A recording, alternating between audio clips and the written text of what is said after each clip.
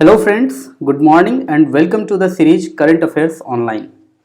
All of us know that in this series we bring current affairs of daily newspaper. So today आज हम करने जा रहे हैं 21 दिसंबर 2020 के कुछ करंट अफेयर्स। एक्चुअली मैं यहाँ 21 कह रहा हूँ बट एक्चुअल में ये 19 और 20 दिसंबर 2020 के करंट अफेयर्स हैं। ठीक है, तो वन डे पोस्ट हमारा आता है बिकॉज वन डे लग ही जाता है हमें तैयार करने में। बहुत ही स्लो सिस्टम है हमारा बट एफिशिएंट है। Jokes apart, the first topic is from international relations. Okay, international relation, the topic is India Bangladesh virtual summit. However we have concluded this session yesterday. जो प्रीवियस सेशन हुआ था हम लोगों का, ठीक है, बीच में संडे आ गया था, लेकिन जो प्रीवियस सेशन हुआ था उसमें ये हुआ था बट ये छोटे फॉर्म में हुआ था।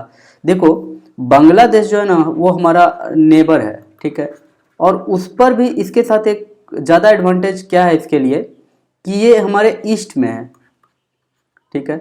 और अभी जो गवर्नमेंट आई है यानी कि नरेंद्र मोदी गवर्नमेंट, वो एक पॉलिसी पर बहुत अधिक रिलाई कर रहा है, act east policy. Act east policy, all of us know that before act east policy there was look east policy, लेकिन अब क्या है, act east policy. So Bangladesh हमारे लिए बहुत इंपॉर्टेंट हो जाता है, इसलिए क्वेश्चंस का भी यहाँ से आना थोड़ा इंपॉर्टेंट हो सकता है। सो if you categorize it then it can be under GS paper 2 and 3 if you are preparing for UPSC. if you are not preparing for UPSC then तब जाने दो, ठीक है ना, आगे बढ़ो। सॉरी अगर मेरा पिक्चर नरेंद्र मोदी के ठीक ऊपर आ रहा है तो, बट क्या करें, बनाते समय ध्यान नहीं था। ओके, ये थोड़ा मैप देख लो। बस देखना यह है कि नेपाल से बांग्लादेश का जो ये बाउंड्री है किस तरह से थोड़ा सा के लिए टच कर रहा है, बीच में इंडिया आ रहा है और इधर भूटान है, इस तरफ म्यांमार, इस तरफ इंडिया, और थोड़ा सा एक रफ लुक लेते हुए हम लोग आगे बढ़ते हैं, ठीक है ना। मज़ा आ रहा है या नहीं सेशन में? मज़ा आ रहा है तो लाइक करो। Recently India and Bangladesh have held a virtual summit covering comprehensive discussions on all aspects of bilateral relation। ठीक है, ये तो एक सिंपल सा एक फॉर्मल लैंग्वेज है जो किसी भी समिट के बाद मिलता ही है कि comprehensive discussion, all aspects, bilateral relation, ये सब वर्ड मिलता है, कोई बात नहीं है, इन सबको देख के घबराना ही नहीं है। ये तो एज कैजुअल एक फॉर्मल होता है, फॉर्मेलिटी होती है।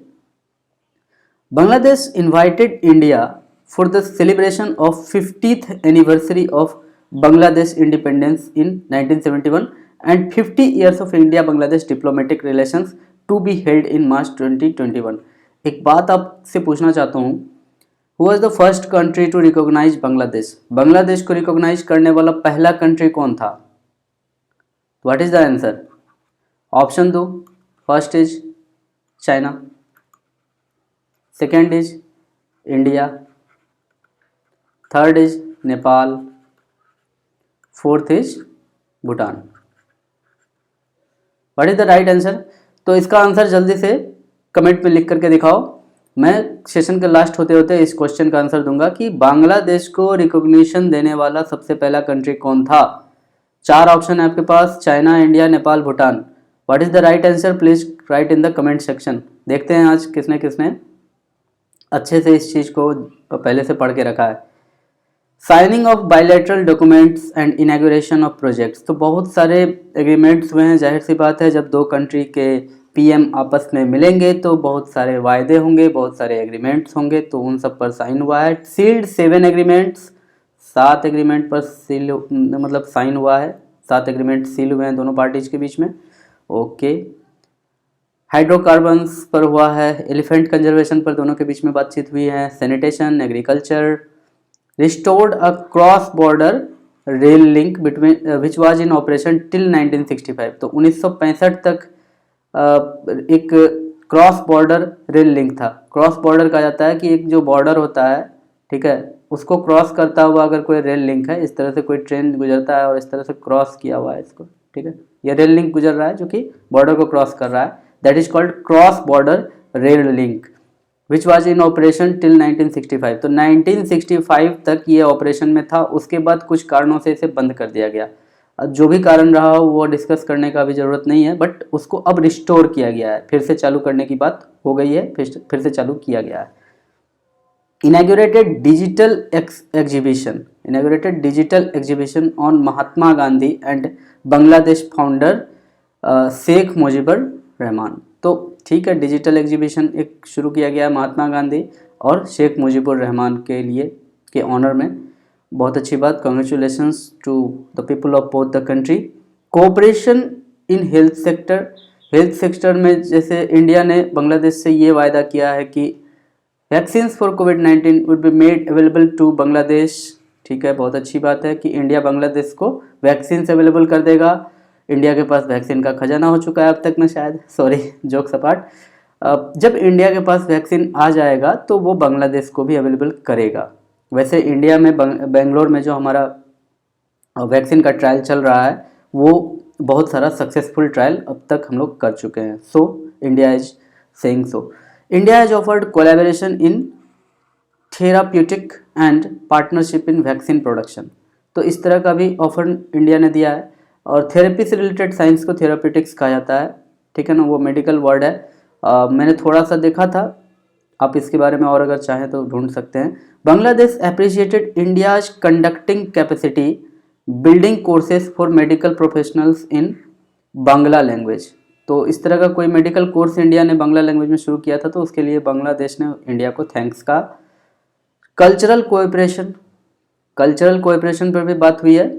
तो एक जो कमेमोरेटिव पोस्टल स्टाम्प इशू किया गया था गवर्नमेंट ऑफ इंडिया के द्वारा, ठीक है ना, इस समिट को कमेमोरेट करने के लिए, ठीक है ना, कमेमोरेटिव पोस्टल स्टाम्प इशू किया गया था गवर्नमेंट ऑफ इंडिया के द्वारा कि भारत और बांग्लादेश का एक वर्चुअल समिट हो रहा है, बस इसको कमेमोरेट करने के लिए एक पोस्टल स्टाम्प इशू किया गया इंडिया के द्वारा। And that postal stamp was on the occasion of birth centenary of Bangabandhu Sheikh Mujibur Rahman.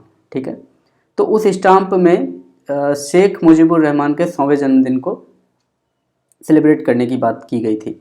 तो इसके लिए भी इसके जस्ट समझ लीजिए कि इसके रिप्लाई में बांग्लादेश ने एक स्टाम्प इशू किया महात्मा गांधी के ऑनर में, ठीक है, on the occasion of his 150th anniversary celebration. तो 150वें जन्मदिन के सेलिब्रेशन की बात कहकर बांग्लादेश ने महात्मा गांधी के लिए एक स्टाम्प जारी किया। तो इस तरह से बहुत ही अच्छा लग रहा है, दोनों कंट्री एक दूसरे को बहुत रिस्पेक्ट दे रहे हैं। Bangladesh requested India to consider Bangladesh proposal to name the historic road from Mujibnagar to Noida on Bangladesh India border as Swadhinata Sadak, commemorating the historic significance of the road during Bangladesh liberation war. तो ये बांग्लादेश लिबरेशन वार जो है ना, ये शुरू हुआ था जो 1971 में, जिसमें 1971 में जब इंडिया ने इसमें पार्ट किया था। तो ये सड़क, ये जो रोड है, ये बहुत ज़्यादा इंपॉर्टेंट रोल प्ले किया था बांग्लादेश के लिबरेशन में। इंडिया इस रोड का यूज करके बांग्लादेश को बहुत हेल्प किया था। सो बांग्लादेश का ये एक रिक्वेस्ट है इंडिया को कि आप उस सड़क का नाम बदलकर स्वाधीनता सड़क रख दें। अब इसका क्या मीनिंग है वो तो जो मेरे बंगाली भाई बहन हैं वो बताएंगे इसका मीनिंग। मैं आशा करता हूं कि वो ज़रूर इसका मीनिंग बताएंगे कमेंट थ्रेड में। Border management and security cooperation, ये सबसे इम्पॉर्टेंट बात है, जहां पर इंडिया और बांग्लादेश एक दूसरे के साथ कभी तो बहुत अच्छे से बहुत अच्छा एक दूसरे के साथ सिनर्जी बनाते हैं, कभी फिर उसमें एक दूसरे के साथ थोड़ा कन्फ्रंट भी करते हैं। तो बहुत ही खट्टा मीठा अनुभव है दोनों कंट्री के बीच में इसको लेकर के। The coordinated border management plan CBMP was signed in 2011। तो ये जो प्लान है बॉर्डर मैनेजमेंट प्लान, ठीक है ना, ये 2011 में साइन किया गया था। देखिए, कुछ लोग कह सकते हैं कि जब इतनी गाढ़ी दोस्ती है तो फिर बॉर्डर को लेकर के इतना इशू क्यों होता है। देखो, इशू होता है थर्ड पार्टी के कारण, कुछ थर्ड पार्टी के कारण और कुछ कंट्री के ही कुछ क्रिमिनल्स के कारण। अब सोच के देखो कि कोई अगर चाइनीज या रशियन हथियार बांग्लादेश के बॉर्डर के थ्रू इंडिया में इन हो रहा है, तो इससे तो इंडिया और बांग्लादेश दोनों का रिलेशन खराब हो सकता है। हो सकता है कि बांग्लादेश के ही कुछ फ्रिंज ग्रुप हों, कुछ ना कुछ फ्रिंज ग्रुप हों बांग्लादेश के, जो नहीं चाहते हो कि इंडिया और बांग्लादेश का रिलेशन अच्छा रहे। उसका अपना कुछ पर्पज या हो सकता है कोई बात, तो वो बॉर्डर पर किसी न किसी तरह का टेंशन क्रिएट करेंगे। जैसे कि अगर वो हथियार लेकर के, हथियार का कोई कंसाइनमेंट यहाँ किसी को दे रहे हैं बॉर्डर क्रॉस करके, या फिर वहाँ का कोई क्रिमिनल है, वहाँ का पुलिस इसको पकड़ रही है, तो फिर वो अगर भाग करके चाहता है कि हम इंडिया आ जाएं और इंडिया में आकर के एक टूरिस्ट की तरह रहने लगें और कुछ दिनों के लिए हम बंगाल के पुलिस से बच जाएं, तो इस तरह का कोई ना कोई बात हो सकता है। No problem, there is no doubt over it, कुछ भी हो सकता है। तो वहाँ बॉर्डर का पूरा सुरक्षा करना बहुत ज़रूरी होता है, क्योंकि बॉर्डर के इस तरफ अगर बांग्लादेश है, इस तरफ इंडिया है, तो बॉर्डर से अगर किसी तरह का प्रॉब्लम आ रहा है, बांग्लादेश से क्रिमिनल भाग के अगर इंडिया में आ रहे हैं, इंडिया से क्रिमिनल भाग करके बांग्लादेश में जा रहे हैं, तो इससे क्या होगा, दोनों का रिलेशन खराब होगा। तो दोनों का रिलेशन अच्छा रखने के लिए भी बॉर्डर का ठीक से सिक्योरिटी होना बहुत ज़रूरी है।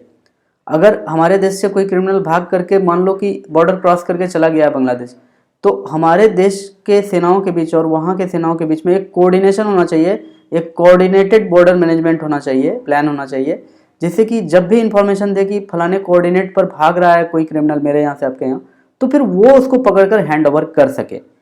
इस तरह का एक तो ये एग्जाम्पल दे रहा हूँ, ऐसा बहुत सारा हजारों वर्क होता है ऐसा। मैं तो कहाँ, मैं छोटा सा यहाँ, तो मुझे क्या पता कितना कितना वहाँ पर होता है इश्यूज।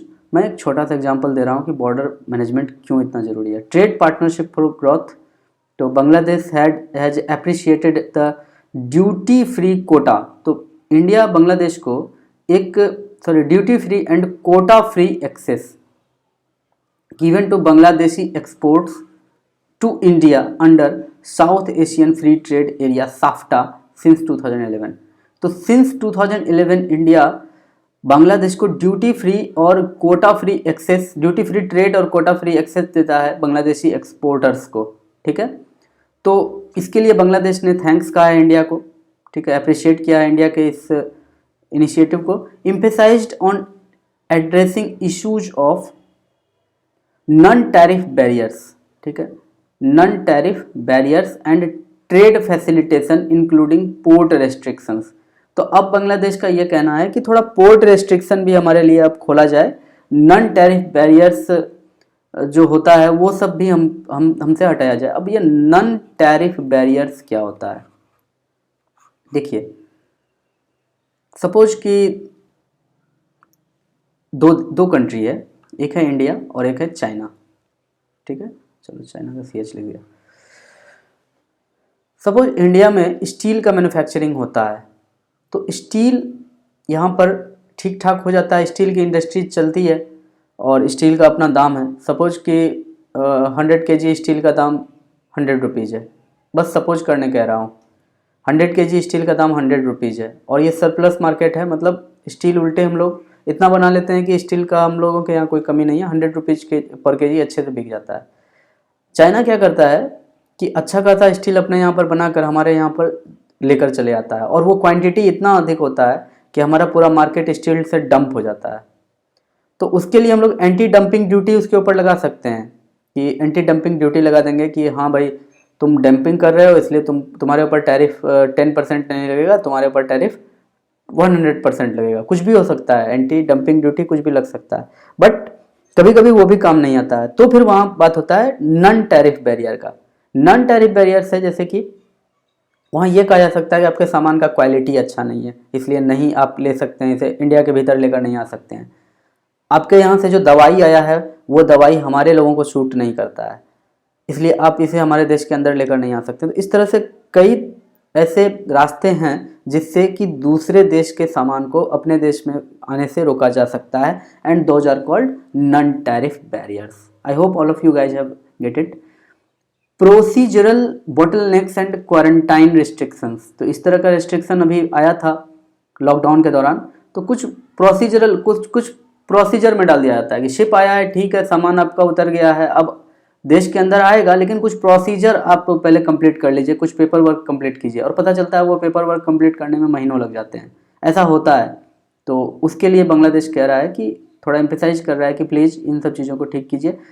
इसके अलावा कनेक्टिविटी फॉर प्रोस्पेरिटी बहुत सारा इशू आया था यहाँ पर। एक newly restored railway link between Haldibari India and Chilahati Bangladesh and noted that this rail link will further strengthen trade and people to people ties between two countries. तो इस तरह का आशा के साथ ये रेलवे लाइन को रिस्टोर किया गया है, फिर से शुरू किया गया है। Agreed to an early operationalisation of the Bangladesh Bhutan India Nepal initiative motor vehicles agreement.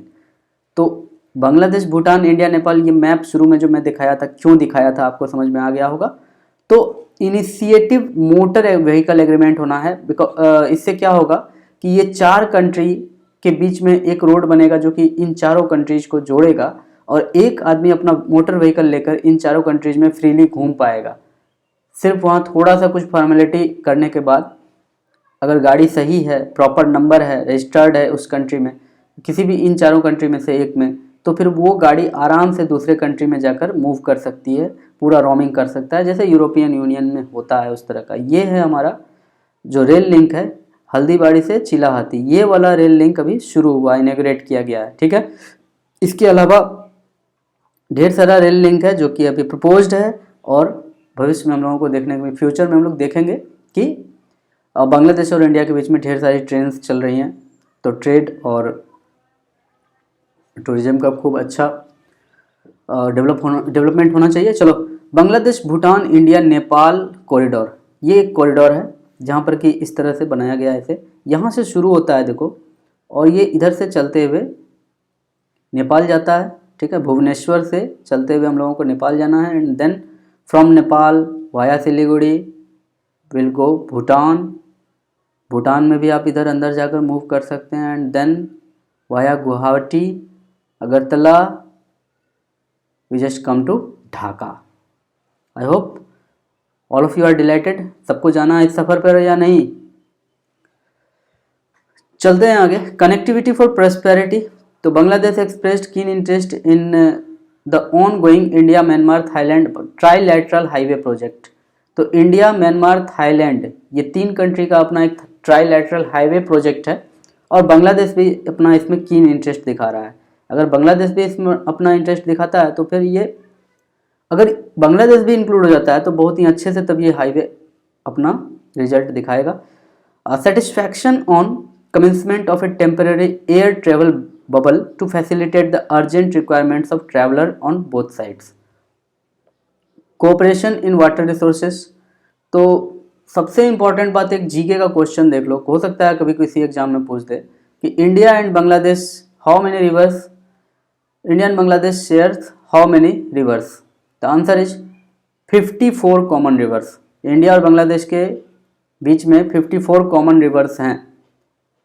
एक तो ब्रह्मपुत्रा लेकर के आ जाता है, अच्छा खासा वाटर, ठीक है ना, only mail river because it is very mighty river.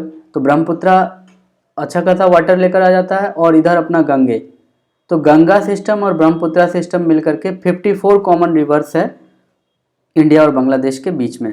This is a common GK. A bilateral joint rivers commission JRC is working since 1972। 1972 से एक joint river commission JRC work कर रहा है दोनों कंट्रीज के बीच में। Maintain liaison between the two countries to maximize benefits from common river system। तो इस कमीशन का एक ही काम है कि किसी भी तरह से जो ये 54 कॉमन रिवर्स हैं इस सिस्टम से दोनों कंट्री को मैक्सिमम बेनिफिट हो जाए, बस इस कमीशन का यही काम है। तो वो अपना काम कर रहे हैं। Cooperation in water resources power and energy. Bangladesh highlighted the need for early signing off N interim agreement for sharing of the Teesta water. Teesta river है एक, और उसके वाटर के शेयरिंग को लेकर के बांग्लादेश एक एग्रीमेंट साइन करना चाहता है और वो एग्रीमेंट डिपेंड करता है कि दोनों कंट्रीज किस बात पर एग्री करते हैं, ठीक है। तो 2011 में both the government has agreed on some agreement and Bangladesh is very aggressive in concluding the agreement. Underscored the need for early conclusion of framework of interim agreement. Early conclusion of framework of interim agreement on sharing of waters of 6 joint sharing of waters of 6 joint rivers, namely Manu, Muhuri, Khowai, Gumti, Dharla and Dudhkumar. देखो ये बहुत ज़्यादा important नहीं है हमारे लिए, इसलिए इसको आपके ऊपर भी थोड़ा छोड़ता हूँ कि आप इसको अच्छे से पढ़ते चले जाइएगा, और मैं थोड़ा अब आगे बढ़ता हूँ।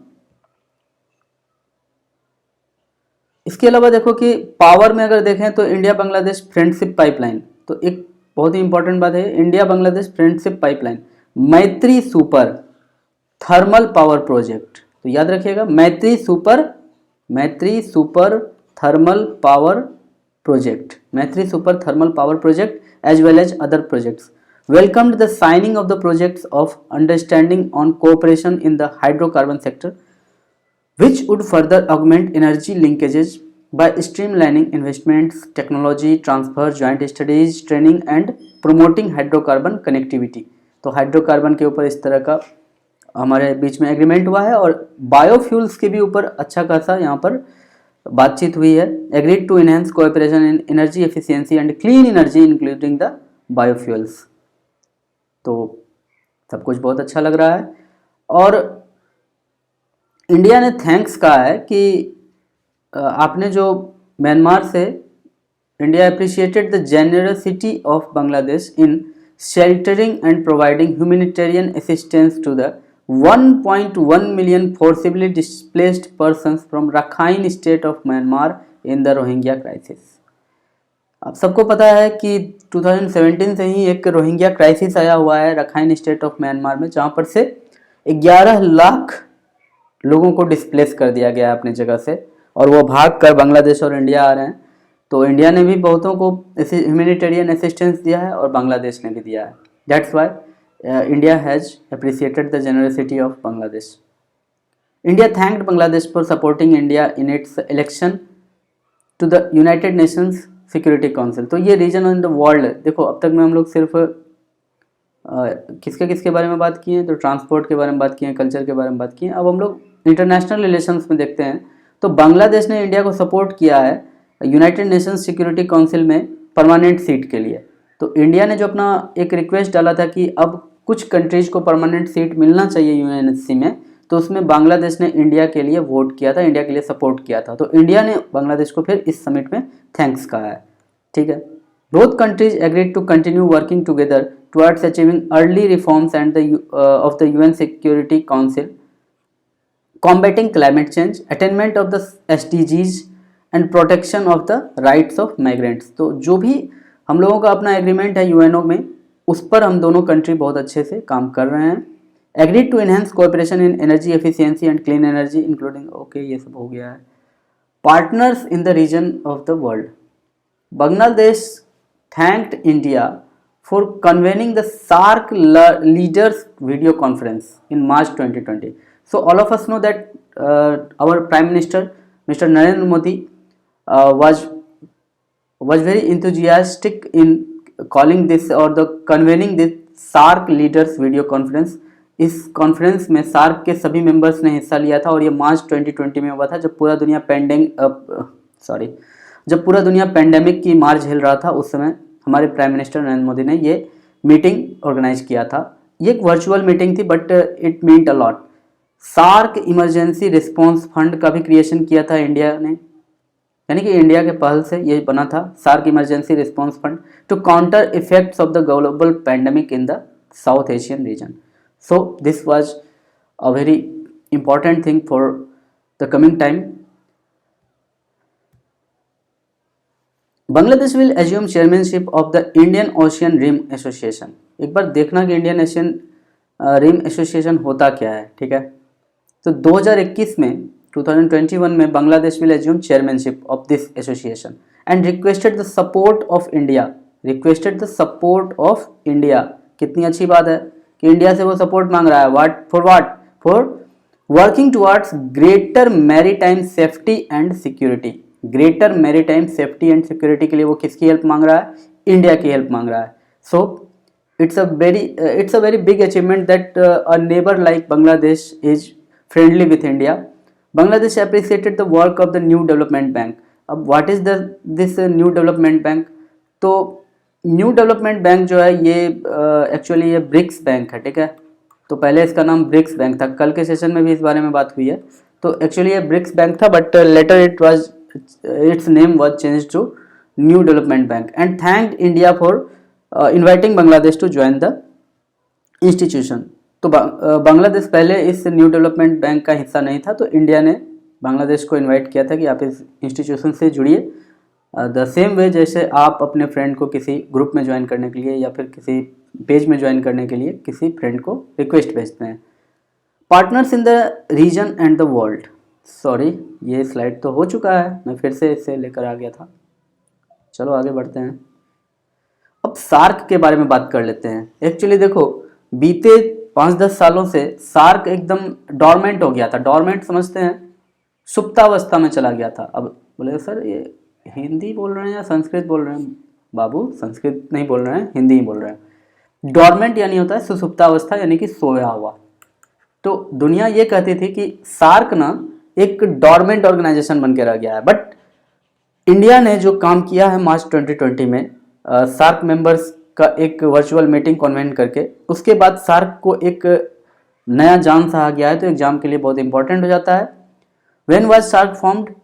8 दिसंबर 1985, वेयर एक चार्टर पर साइन हुआ था ढाका में। उसके बाद फिर ये सार्क बन गया था। तो फिर कहाँ हुआ था सर, कैसे हुआ था? तो ढाका में हुआ था, 8 दिसंबर 1985 में हुआ था। No problem. ये आइडिया कब से आया था, कब से कंट्रीज को लगा कि सार्क बनाना चाहिए?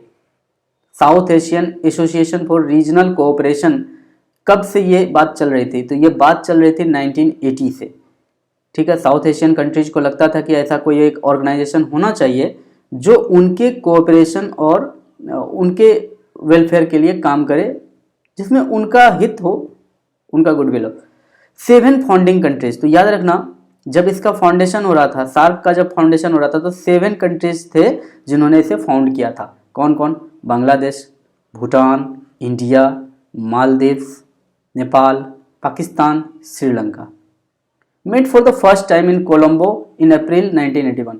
तो अप्रैल 1981 में पहली बार ये 7 कंट्रीज मिले थे और वहीं पर ब्लूप्रिंट तैयार हुआ था कि क्या कैसे होगा हमारा, क्या बनेगा हमारा एक ग्रुप का नाम क्या होगा। कौन कौन थे? Bangladesh, Bhutan, India, Maldives, Nepal, Pakistan and Sri Lanka. Okay, फिर से एक बार बोल दो, बांग्लादेश, भूटान, इंडिया, मालदीव्स, नेपाल, श्रीलंका एंड पाकिस्तान। बहुत अच्छी बात है, फिर से आपने बोल दिया। आगे बढ़ते हैं। Afghanistan, the newest member, 13th annual summit in 2005। तो देखो 1985 में तो सबने चार्टर पर साइन करके सार्क को एसोसिएट कर लिया था, सार्क को ऑर्गेनाइज कर लिया था। तो अभी सार्क में कितने मेंबर हैं? तो टोटल 8 मेंबर हैं, ठीक है। टोटल 8 मेंबर हैं। Bangladesh, India, Bhutan, Nepal, Maldives, Sri Lanka and Pakistan and the last one is Afghanistan. तो हो गया ना 8। अभी 8 मेंबर्स हैं। तो सारे के सारे एकदम स्टैटिक जीके हैं, ये करंट अफेयर्स नहीं है, ये पूरा स्टैटिक जीके है कि सार्क क्या होता है। इतना तो पहले से पता होना चाहिए था, फिर भी इसको एक रिवीजन के तौर पे हम लोग कर रहे हैं। Headquarters and secretariat of the association are at Kathmandu, Nepal. SAARC का हेडक्वार्टर कहाँ है? काठमांडू, नेपाल में है। सार्क का हेडक्वार्टर कहाँ है? काठमांडू, नेपाल में है। Okay, now the next slide. चलो थोड़ा देख लो सार्क का कहाँ कहाँ पर है members. Nepal, Bhutan, Bangladesh, Sri Lanka, Maldives, India, Pakistan, Afghanistan. So these are the members. देखो प्रॉब्लम क्या होता है, इसके डिफंक्ट होने का क्या प्रॉब्लम है कि सार्क का अगर आप फुल फॉर्म देखें अच्छे से, what is the full form of SAARC? South Asian Association for Regional cooperation.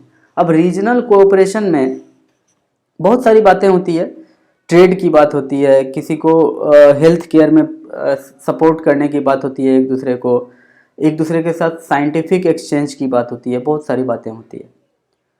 उसमें इंडिया और पाकिस्तान कभी भी साथ नहीं आ पाते हैं। ये एक बहुत अच्छा मौका था इंडिया और पाकिस्तान में दोस्ती का, बट उल्टे निगेटिव हो गया। सार्क में इंडिया और पाकिस्तान दोनों का अपना अपना जो रेट्रेशन है, उसके कारण पूरा सार्क डिफंक्ट या डॉर्मेंट हो गया, ठीक है ना, सो गया। इसका कोई खास सिग्निफिकेंस नहीं रह गया। जब भी कभी वहाँ पर मीटिंग होती है, कोई बात होती है, तो पाकिस्तान की पुरानी आदत है वो वहाँ पर कश्मीर का मुद्दा उठाता है। और इंडिया का अपना एक मजबूरी है कि इंडिया हमेशा वो एक बात कहता है कि talk and terrorism can't go together, कि बातचीत और आतंकवाद एक साथ नहीं हो सकता है। अगर पुलवामा अटैक हुआ है तो पहले पाकिस्तान उसके ऊपर ठीक से कार्रवाई करे, जो भी इंडिया डिमांड कर रहा है इन्वेस्टिगेशन का वो करे ईमानदारी से, उसके बाद फिर वो ट्रेड का या फिर किसी तरह का बात का कोऑपरेशन की वो मांग करे। अब देखो पाकिस्तान की माली हालत बहुत ख़राब है, हर जगह वो लोन के लिए अप्लाई करता है या फिर कहीं पर भी वो जाकर फंड्स के लिए अप्लाई करता है। कहीं चंदा चाहिए उसको, कहीं से लोन चाहिए, कर्जा चाहिए, चंदा चाहिए। अब ऐसी हालत में इंडिया सार्क को अगर कुछ देता है, सार्क के फंड में कुछ जमा करता है और फिर सारे के सारे उसमें से जो वीक कंट्रीज हैं उनको जाता है, उसमें से अच्छा खासा पैसा वीक कंट्री को मिलेगा, तो पाकिस्तान को भी मिल सकता है।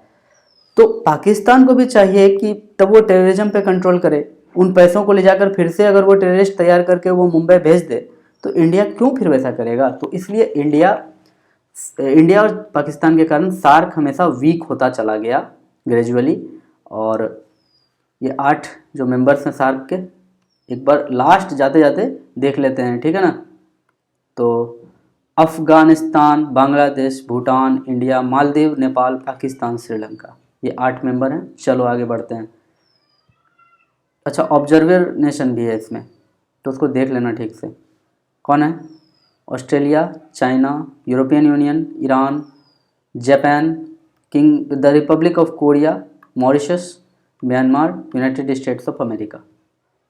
ओके, किस एरिया में कोऑपरेशन कर सकते हैं तो देख लो एक बार। ये पूरा का पूरा वो पूरा एरिया है, पूरा क्षेत्र है जिसमें कि एक दूसरे को ये कोऑपरेट करते हैं। Development and tourism, rural development, natural disasters and biotechnology, economic trade and finance, social affairs, information and poverty alleviation, energy, transport, science and technology, education, security, culture and others. तो इस तरह की बातें हैं जिसमें कि ये सारे कंट्रीज एक दूसरे को सपोर्ट करते हैं। Okay, now let's move to the next slide. Objectives of the SAARC: promote the welfare, accelerate economic growth, promote and strengthen collective self-reliance, contribute to mutual trust, promote active collaboration, strengthen cooperation with other developing countries, strengthen cooperation among themselves in international forums। ठीक है, तो ये developing countries के बीच हुआ है इस तरह से एक एग्रीमेंट है, तो इस तरह का हमारा ऑब्जेक्टिव है। आई होप आपको समझ में आ गया होगा कि इसका जो पर्पज़ है वो बहुत ही पीसफुल है। तो इसमें अगर ये सही से काम होता है, इसमें ईमानदारी से सारे कंट्री इसमें अपना 100% देते, तो फिर आज सार्क के कारण ये सारे कंट्री का बहुत डेवलपमेंट हो जाता। बट ऐसा कुछ नहीं हो रहा है, we are sorry for that. Now the next thing is BIMSTEC. BIMSTEC में देखो, बिम्स्टेक का फुल फॉर्म अगर तुम अच्छे से देख लेते हो तो फिर समझ में आ जाएगा कि बिम्स्टेक कितना इंपॉर्टेंट हो जाता है। Bay of Bengal initiative, BI का फुल फॉर्म है Bay of Bengal initiative for multi sectoral technical and economic cooperation, BIMSTEC, regional multilateral organisation. BIMSTEC का मतलब यह है regional multilateral organisation. Its members lie in the littoral and adjacent areas of Bay of Bengal constituting a contiguous regional unity। तो ये बे of Bengal के adjacent area में सारे के सारे जितने भी कंट्री हैं बे ऑफ बंगाल को जो छूते हैं, उन सब कंट्रीज का ये एक ग्रुप है BIMSTEC, Bay of Bengal initiative for multi sectoral technical and economic cooperation. फिर से एक बार बोल लो, Bay of Bengal initiative for multi sectoral technical and economic cooperation. Okay, मुझे भी याद नहीं है, आपके साथ मैं भी याद करता हूँ, ईमानदारी से बता रहा हूँ आपको, झूठ नहीं कह रहा, नहीं तो मैं भी कह दूंगा करे मैं डॉक्टर हूँ, इस चीज़ का डॉक्टरेट मिला है मुझे इस बात में। चलो, देयर आर 7 मेंबर्स, ठीक है, 7 मेंबर है। ये तो पता है कि जो बे ऑफ बंगाल है उसके चारों ओर जितने भी कंट्री हैं वो इसके मेंबर्स हैं। तो कौन कौन मेंबर हैं? 7 members. There are 5 from South Asia, Bangladesh, चलो एक एक करके आएगा, Bhutan, Bangladesh, Bhutan, India, Nepal, Sri Lanka. 2 are from South East Asia, Myanmar and Thailand. चलो देखो, साउथ एशिया में आ जाता है वो कंट्रीज जो सिर्फ साउथ में है, बहुत ज़्यादा। जो साउथ ईस्ट के तो 10 कंट्रीज हैं, वो आपको अलग से पता ही है, कि जिसमें Thailand, Indonesia, Laos, Cambodia, Brunei, Java, ये सब कंट्री आता है। तो वो 10 कंट्रीज साउथ एशियन है। इसके अलावा इंडिया, बांग्लादेश, भूटान, नेपाल, श्रीलंका, ये सब क्या हैं, साउथ एशिया में है। और ये सब क्या हैं, साउथ ईस्ट एशिया में है, म्यांमार, थाईलैंड। तो बिम्स्टेक में टोटल 7 कंट्रीज हैं, Bangladesh, Bhutan, India, Nepal, Pakistan, India, Nepal, Sri Lanka, sorry यहाँ पाकिस्तान नहीं है। और यही कारण है कि बिम्स्टेक को इंडिया बहुत वैल्यू देता है। तो पाकिस्तान से बचने का, पाकिस्तान से कटने का भी ये एक तरीका था इंडिया के लिए, बट इंडिया को सार्क भी अवॉइड नहीं करना चाहिए।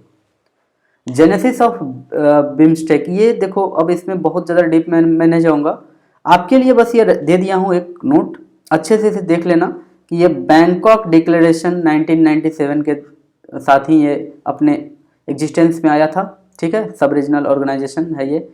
और एक्रोनिम जो इसको मिला था बिस्टेक, बिम्स्टेक नाम है, लेकिन BISTEC, Bangladesh, India, Sri Lanka and Thailand economic cooperation. शुरू में इसका नाम ये था, ठीक है ना। It was formed with 4 members with the acronym Bangladesh, India, Sri Lanka, Thailand, BIST-EC।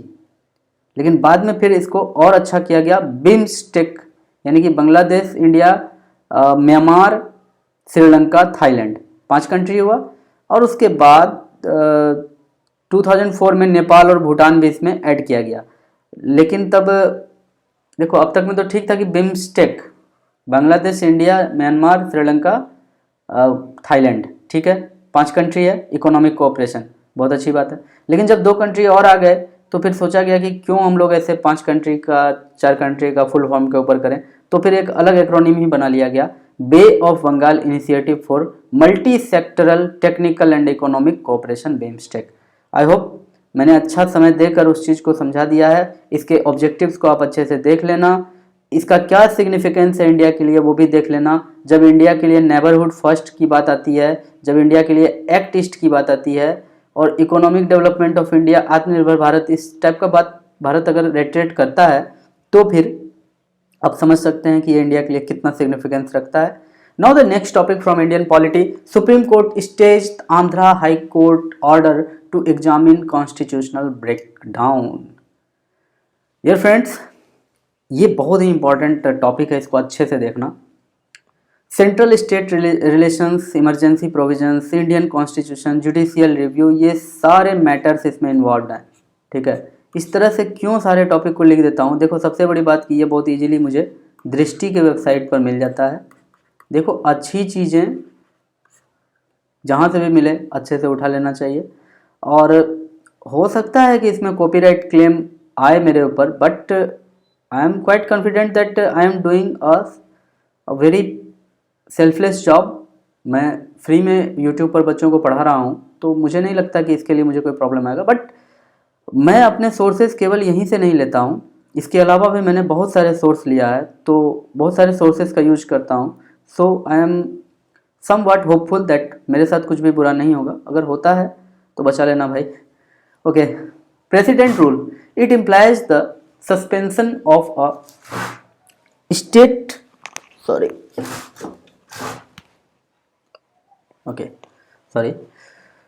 President rule का क्या मतलब होता है? It implies the suspension of a state government and the imposition of direct rule of the centre.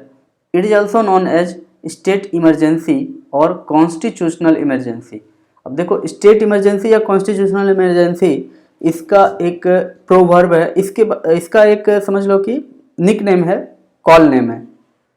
Actually constitution में कहीं भी state emergency या constitutional emergency मैंने नहीं देखा है, अगर हो तो बताना। बट जहाँ तक मेरी समझ है, स्टेट इमरजेंसी नाम का कोई वर्ड कॉन्स्टिट्यूशन में नहीं है। कॉन्स्टिट्यूशन कहता है president rule.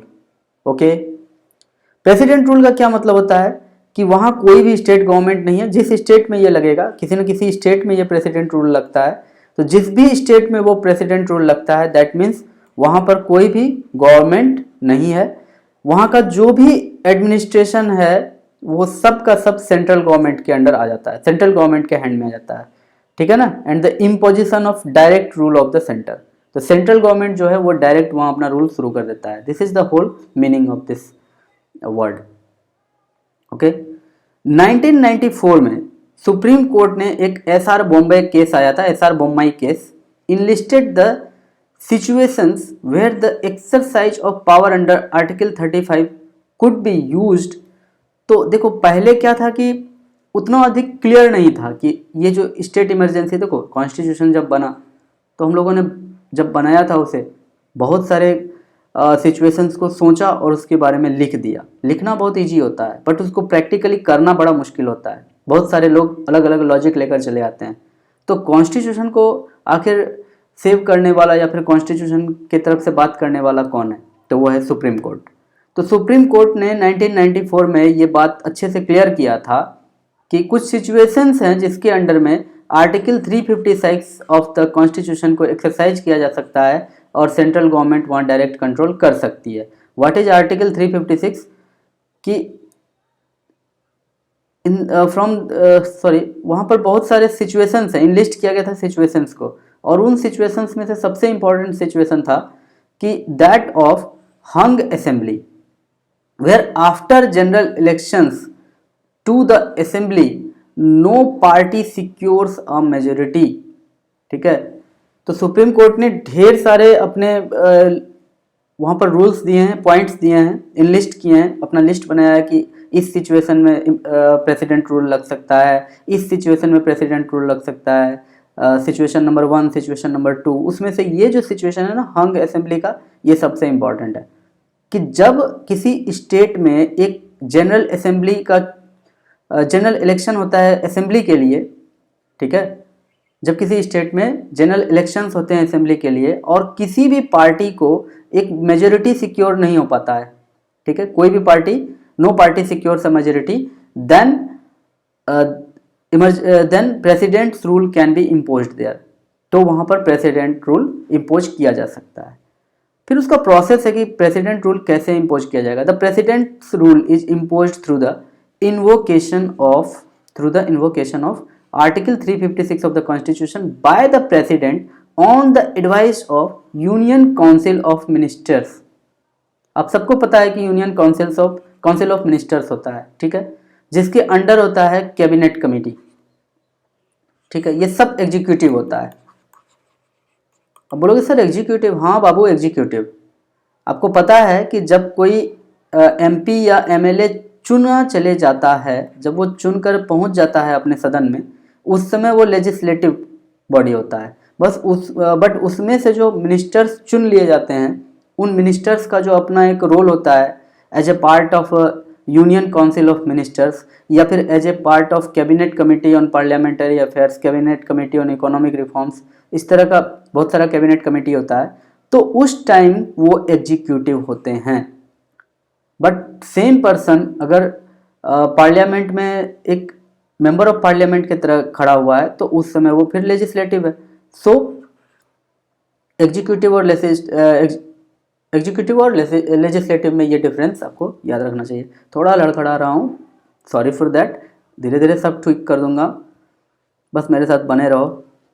If the president upon receipt of the, president को अगर गवर्नर का, उस स्टेट के गवर्नर का रिपोर्ट मिलता है, upon receipt of the report from the governor of the state or otherwise is satisfied that a situation has arisen in which the government of the state cannot be carried on in accordance with the provisions of the constitution, ठीक है। Governor को अगर लग जाता है कि, governor अगर report बनाकर भेज देता है कि यहाँ पर किसी भी तरह से यहाँ पर असेंबली नहीं चलाया जा सकता है, एक प्योर मेजोरिटी किसी को भी नहीं आ पा रहा है, अलायंस भी नहीं बन पा रहा है यहाँ पर, तो जो इलेक्शन हुआ था वो काम का नहीं हुआ वो इलेक्शन, ठीक है ना, फिर से इलेक्शन कराना होगा, तो 6 मंथ लगेंगे फिर से इलेक्शन कराने में, जो भी टाइम लो है, तो उन 6 मंथ्स में फिर कौन यहाँ पर अपना रूल इम्पोज करेगा। तो उस 6 मंथ के लिए तब प्रेसिडेंट बोलते हैं कि आज से प्रेसिडेंट रूल लग गया, अब जो सेंट्रल गवर्नमेंट है उसी का पावर उस स्टेट में चलेगा। लेकिन वहाँ सबसे इंपॉर्टेंट बात क्या है, satisfaction of president. President should be satisfied that a situation has arisen in which the government of the state can not be carried on. ये बात अगर पता चल जाता है, प्रेसिडेंट अगर सेटिस्फाई हो जाता है, तो फिर आराम से वो वहाँ पर इमरजेंसी इम्पोज कर देंगे, आर्टिकल 356 वहाँ लग जाएगा। आई होप आप सब ने इसे बहुत अच्छे से समझ लिया है, कॉन्स्टिट्यूशन के आर्टिकल 356 को। अब एक बात कोई पूछ सकता है, सर आर्टिकल 356 तो अच्छे से लिखा हुआ था, ठीक है, आर्टिकल 356 लिखा हुआ था सर, बहुत अच्छी बात है, फिर ये 1994 में एसआर बोम्मई केस को क्यों लाना पड़ा, आप उसका रेफरेंस क्यों दे रहे थे? देखो बाबूलाल, इसको ऐसे समझो, कॉन्स्टिट्यूशन में बहुत कुछ लिखा हुआ है, लेकिन बार बार सुप्रीम कोर्ट को डंडा मार मार कर समझाना पड़ता है कि देखो वो लिखा हुआ का मीनिंग ये है। सबसे इंपॉर्टेंट बात, इसके पीछे थोड़ा सा छोटा सा कहानी है, सुन लो। देखो, जब 1951-52 में इलेक्शंस हुए पहली बार इंडिया में, हर जगह कांग्रेस का गवर्नमेंट बना, हर स्टेट में कांग्रेस का गवर्नमेंट बना। उसके बाद सेंट्रल में भी कांग्रेस का ही गवर्नमेंट था। उसके बाद फिर क्या होता है कि 1957 में जो हमारे कुछ स्टेट हैं, केरल है, तमिलनाडु है, वो सब स्टेट में, तभी तो केरल तमिलनाडु इस तरह से नहीं बना था, तभी रीऑर्गेनाइजेशन ऑफ स्टेट्स नहीं हुआ था। लेकिन सीधा ये जान लो आप कि साउथ इंडिया में कुछ नॉन कांग्रेस पार्टी जीत जाते हैं, ठीक है। उसके कुछ दिनों बाद फिर सेंट्रल इलेक्शन होता है, यानी कि लोकसभा चुनाव होता है, और उसमें फिर से कांग्रेस जीत कर आती है।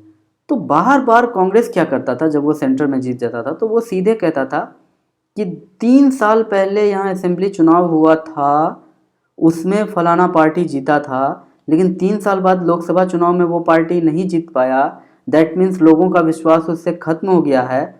तो गवर्नर तो सेंट्रल गवर्नमेंट का ही होता है हर स्टेट में, तो गवर्नर से वो ये लिखवा के ले लेता था कि यहाँ के लोगों का विश्वास इस गवर्नमेंट पर नहीं है, अब ये सरकार नहीं चल सकती है। और उस रिपोर्ट के आधार पर फिर वो सेंट्रल गवर्नमेंट प्रेसिडेंट के थ्रू वहाँ पर आर्टिकल 356 लगवा देता था। इस तरह से खूब गड़बड़ घोटाला चल रहा था। अब देखो, बहुत सारा स्टेट ऐसा होता है, वहाँ पर स्लोगन ही होता है कि स्टेट के लिए फलाना लीडर और सेंटर के लिए फलाना लीडर। जैसे हमारे बिहार में भी कई बार ऐसा होता है कि लोग खुद से बोलते हैं कि दिल्ली में मोदी रहे तो रहे, लेकिन बिहार में, पटना में तेजस्वी रहना चाहिए। एक आदमी का इतना अच्छा रिटरेशन हो सकता है, इतना फोर्सफुल रिटरेशन हो सकता है कि वो इस तरह से सोचता है कि दोनों पार्टी को एकदम इक्वल वेटेज दे रहा है वो, कि सेंटर में वो और स्टेट में ये, इस तरह का खूब होता है, ठीक है। चलिए, बहुत अच्छे से समझ में आ रहा है बात, मुझे लगता है कि समझ में आ रहा है।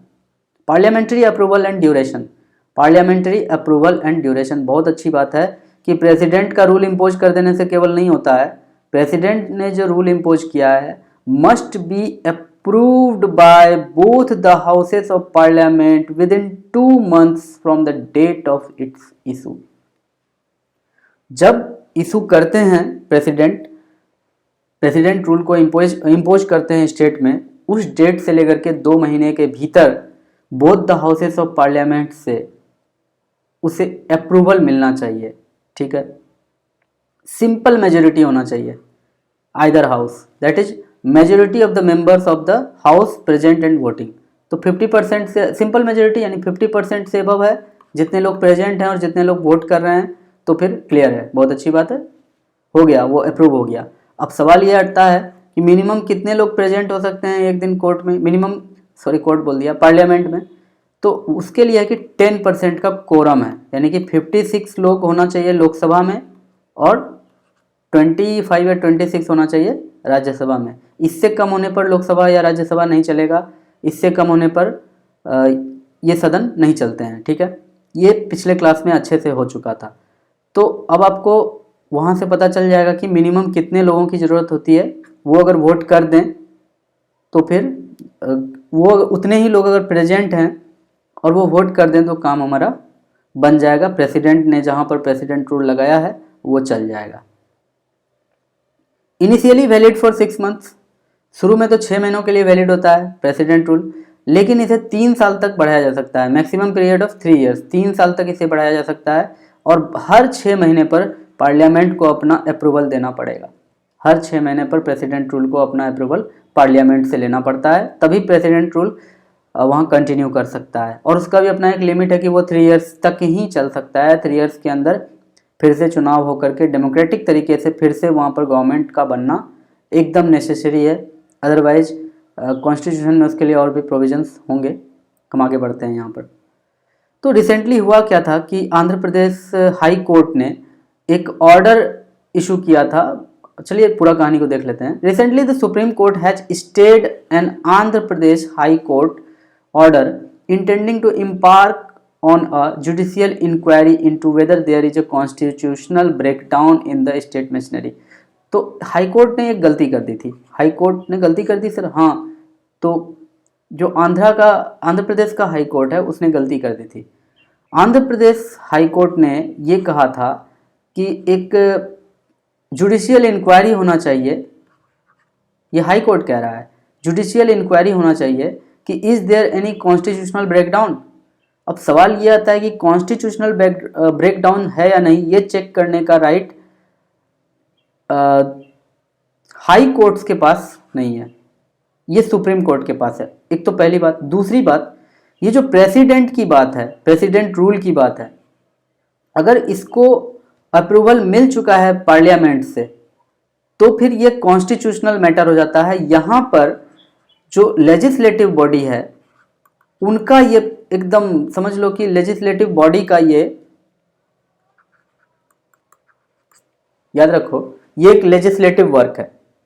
यहाँ पर जुडिशियरी इंटरवेन नहीं कर सकता है। देखो कॉन्स्टिट्यूशन में लिख दिया गया है कि अगर गवर्नर अपना रिपोर्ट भेजता है, प्रेसिडेंट उस पर सेटिस्फाई होते हैं तो फिर वो उसको इम्पोज करेंगे, प्रेसिडेंट रूल को इम्पोज करेंगे।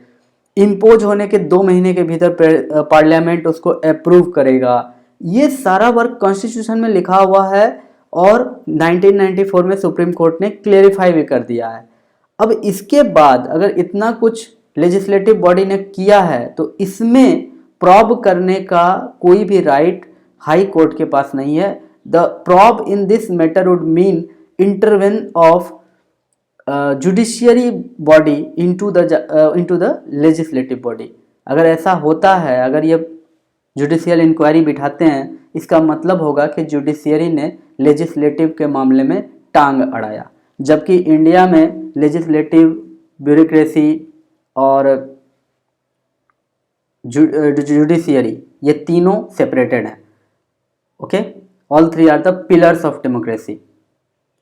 A 3-judge bench headed by Chief Justice of India S.A. Bobde found the order disturbing and will take up the matter after vacations। तो vacations के बाद इस मैटर को लिया जाएगा।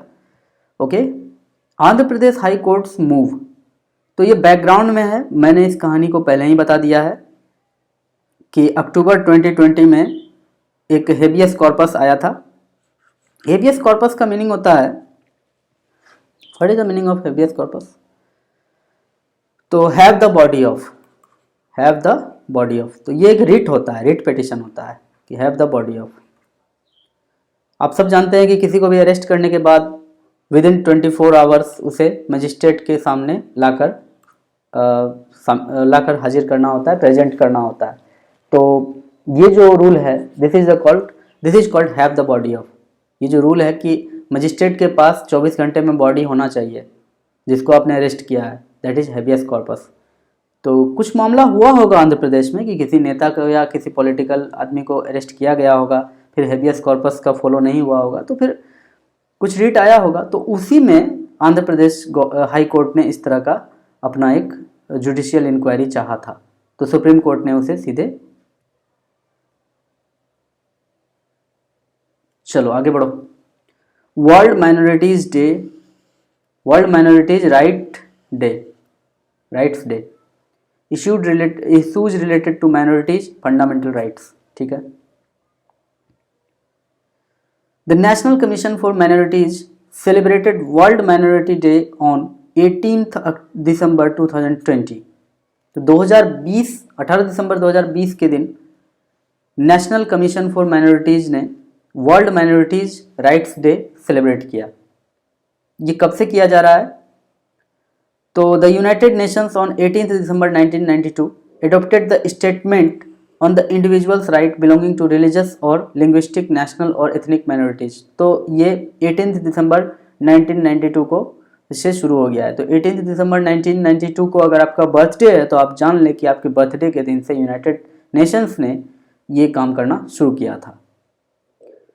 The National Commission for Minorities Act 1992 in Section 2C of the Act defines a minority as a community notified as such by the central government। ठीक है, notified as such by the central government, a community। ठीक है, हमारे देश की बात हो रही है यहाँ। National Commission for Minorities Act 1992 in section 2C act defines a minority as a community notified as such by the central government. तो भारत में सेंट्रल गवर्नमेंट जिस भी कम्युनिटी को एज अ माइनॉरिटी नोटिफाई कर देती है तो वो हमारे देश का माइनॉरिटी माना जाता है। इंडिया में Muslim, Christians, Sikhs, Buddhist, Parsis and Jain religions के जो लोग हैं वो सब माइनॉरिटी में आते हैं। ठीक है, एज पर TMA पाई फाउंडेशन, एक फाउंडेशन है, एक ऑर्गेनाइजेशन है, एक TMA pi foundation versus state of Karnataka case, बहुत ही इंपॉर्टेंट केस है। देखो इसका जजमेंट क्या है। सुप्रीम कोर्ट ने कहा 2002 में कि ए माइनॉरिटी आइदर लिंग्विस्टिक, ठीक है, a minority either linguistic or religious is determinable only by reference of to the demography of the state and not by taking into consideration the population of the country as a whole। पूरा country के population के आधार पे आप minority मत तय कीजिए। एक खास पार्टिकुलर एरिया, अगर गांव है, चलिए गांव छोड़ देते हैं, चलिए स्टेट है, उस स्टेट में कौन से लोग माइनॉरिटी में हैं, कौन से लोग मेजोरिटी में हैं, तो ये बात देखा कीजिए कि MN कौन है, MJ कौन है, माइनॉरिटी कौन है, मेजोरिटी कौन है, तो वो एरिया पर बात होगा। तो ये सुप्रीम कोर्ट का ये निर्णय है कि माइनॉरिटी कौन है, इस बात का डिटर्मिनेशन कैसे होगा, reference of the demography of the state. तो स्टेट के डेमोग्राफी पर ये डिपेंड होगा, पूरे कंट्री के डेमोग्राफी पर ये डिपेंड नहीं होगा। सपोज किसी स्टेट में, सपोज किसी स्टेट मणिपुर में क्या हो रहा है कि मान लो 80% क्रिश्चियंस हैं और 20% हिंदूज हैं, तो क्या हिंदूज वहाँ पर मेजोरिटी में माने जाएंगे? नहीं, वहाँ पर हिंदूज माइनॉरिटी माने जाने चाहिए। ऐसा सुप्रीम कोर्ट का 2002 में अपना एक डिसीजन आया था। ओके, अब थोड़ा कॉन्स्टिट्यूशनल प्रोविजंस को देख लेते हैं। The term minority is not defined in the Indian constitution. Bharat के संविधान में माइनॉरिटी वर्ड तो आया है, लेकिन माइनॉरिटी वर्ड का मीनिंग नहीं बताया गया है। In Indian constitution minority word has come, but there is no mention of the meaning of minority word. For example, जब हमारा फंडामेंटल राइट शुरू होता है आर्टिकल 12 से लेकर के आर्टिकल 35 तक, तो याद करिएगा आप थोड़ा सा कि 12 में ये बात कहा जाता है कि द मीनिंग ऑफ स्टेट, वहाँ स्टेट का क्या मीनिंग है, इंडिविजुअल का क्या मीनिंग है, तो पहले मीनिंग बता दिया जाता है, तब उस वर्ड को आगे यूज किया जाता है। बट माइनॉरिटी से रिलेटेड ऐसा कोई भी बात हमारे कॉन्स्टिट्यूशन में नहीं है। Constitution recognises religious and linguistic minorities. तो कॉन्स्टिट्यूशन में ये दो माइनॉरिटीज की बात खूब होती है। आर्टिकल 29। अब देखो यहाँ पर कोई बोल सकता है सर क्या नहीं है मेंशन्ड, माइनॉरिटीज का मीनिंग क्या नहीं है। देखो बाबू, माइनॉरिटीज को डिफाइन करने का बहुत सारा तरीका है। कोई कंट्री होता है जो सिर्फ लिंग्विस्टिक माइनॉरिटीज को ही माइनॉरिटी का दर्जा देती है, कोई कंट्री रिलीजियस आधार पर माइनॉरिटी सेट करती है कि ये माइनॉरिटी है, और कुछ कंट्री होते हैं कि वो इथनिक बैकग्राउंड पर माइनॉरिटी सेट करती है। फॉर एग्जांपल कि अगर जापान का कोई आदमी जापान में रह रहा है, ठीक है, तो वो अगर क्रिश्चियन है या फिर वो हिंदू है या फिर मुस्लिम है, लेकिन वो एथनिकली, ठीक है ना, एथनिसिटी उसकी जापानीज ही है, वो देखने से ही जापानी लगता है, उसकी सारी बातें जापानी की जैसी हैं, वो इंडियन की तरह नहीं दिखता। तो अगर उसकी एथनिसिटी या लीनिएज जापान से है तो फिर वो वहाँ माइनॉरिटी नहीं माना जाएगा। लेकिन अगर कोई दूसरे कंट्री का पर्सन जापान जाता है और वहाँ के रिलीजन को भी अपना लेता है, वहाँ के कल्चर को अपना लेता है, वहाँ के लैंग्वेज को अपना लेता है, लेकिन सिंस वो दूसरी जगह से आया हुआ है, उसकी एथनिसिटी अलग है, तो वो वहाँ पे एथनिक माइनॉरिटी कहलाता है। This is the meaning of ethnic minority. तो I hope all of you guys have get it that what is minority. अब और भी एक चीज़ है जो कि एम्बिग्विटी है भारतीय संविधान में, कि वो 15% पॉपुलेशन से नीचे वाले को माइनॉरिटी मानेगा, या 20% पॉपुलेशन से नीचे वाले लोगों को माइनॉरिटी मानेगा, या फिर 40% से नीचे वाले लोगों को माइनॉरिटी मानेगा। इस बात का भी क्लियर कहीं डिस्क्रिप्शन नहीं मिलता है कि वो किसे माइनॉरिटी मानकर चलेगा, कोई डिस्क्रिप्शन नहीं है। ओके, आर्टिकल 29 की बात करते हैं अगर, it provides that any section of the citizens residing in any part of India having a distinct language, script, culture of its own shall have the right to conserve the same। अब देखो article 29 में minority word का use ही नहीं हुआ, क्या कर लोगे अब तुम? आर्टिकल 29 में माइनॉरिटी वर्ड का यूज नहीं हुआ है, वो वहाँ कह रहा है any section of the citizens residing in any part of India having a distinct language, जिसके पास कि अपना एक अलग ही डिस्टिंक्ट लैंग्वेज है, स्क्रिप्ट है, कल्चर है, अपने खुद का, shall have the right to conserve the same, उसके पास ये राइट है कि वो उसको कंजर्व करके रखे, उसके संरक्षित करके रखे, ठीक से सहेज कर रखे। गवर्नमेंट भी उसको ये नहीं कर सकता है कि तुम अपने कल्चर को, तुम अपने लैंग्वेज को उठा के फेंक दो कहीं पर। अगर वो सहेज कर रखना चाहता है तो गवर्नमेंट को उल्टे उसमें हेल्प करना पड़ेगा। This is his fundamental right, this is her fundamental right. However, the Supreme Court held that the scope of this article is not necessarily restricted to minorities only, as the word section of citizens in the article includes minorities as well as majority। तो ये केवल minority पर ही depend नहीं, minority के लिए ही ये word नहीं है, ये वर्ड जो है सेक्शंस ऑफ पीपुल, ये मेजोरिटी के लिए भी है। अगर मेजोरिटी यानी कि अगर इंडिया में बात करें तो हिंदू को मेजोरिटी माना जाता है, बट हिंदू का सपोज कोई गांव है और उस गांव में कुछ लोग हैं जो एक अलग ही तरह का लैंग्वेज बोलते हैं, अगर वो उसको प्रिजर्व करके रखना चाहते हैं तो गवर्नमेंट को इसमें आगे आना होगा हेल्प करने के लिए, वो उन्हें दबा नहीं सकते हैं कि मत मानो। और जो एक आर्टिकल है जो माइनॉरिटीज की बात करती है वो है article 30, all minorities shall have the right to establish and administer educational institution of their choice. सभी माइनॉरिटीज को ये राइट होगा कि वो अपने पसंद का एजुकेशनल इंस्टीट्यूशन इस्टेब्लिश कर सकें और एडमिनिस्टर कर सकें। यह है आर्टिकल 30 का मीनिंग, और यहाँ पर माइनॉरिटी लिखा हुआ है। तो इसी कारण से हमारे देश में आप देखते होंगे कि जो माइनॉरिटीज़ हैं उनको अपना स्कूल्स चलाने का राइट है, परमिशन है, ये कॉन्स्टिट्यूशन उन्हें देता है। दैट मीन्स इस कॉन्स्टिट्यूशन ने मदरसा को परमिशन दिया हुआ है कि आप अपना एक अलग चला सकते हैं, establish and administer madrasa institutions, establish and administer some saint schools जो चर्च के साथ चलते हैं, ठीक है ना, सेंट जोसेफ, सेंट माइकल। आप सबको पता है कि उस स्कूल में कुछ कोटा फिक्स होता है क्रिश्चियन स्टूडेंट्स के लिए। So these are all permissible under Constitution of India Article 30। The protection under Article 30 is confined only to minorities, religious और linguistic, ठीक है, religious और linguistic। तो केवल इन्हीं लोगों के लिए ये restricted है, यहाँ पर सेक्शन ऑफ पीपुल नहीं लिखा गया है। तो फिर इसीलिए सुप्रीम कोर्ट ने कहा है कि जहाँ सेक्शन ऑफ पीपुल लिखा गया, अगर माइनॉरिटीज़ के लिए होता तो फिर कॉन्स्टिट्यूशन खुद ही उसे माइनॉरिटीज़ लिख देती, वहाँ सेक्शन ऑफ पीपुल लिखा गया, तो कुछ ना कुछ बात रही होगी। इसके बाद आर्टिकल 350B के बारे में बात कर लेते हैं। Originally the Constitution of India did not make any provision with respect to special officer for linguistic minorities. However, the 7th Constitutional Amendment Act 1956 inserted Article 350B in the Constitution। तो ये 350B in the constitution किससे related है? Special officer for linguistic minorities. इसके लिए, इन लोगों के लिए एक ऑफिसर होता है, और वो ऑफिसर का मेंशन किस में है? आर्टिकल 350B में है। ओके,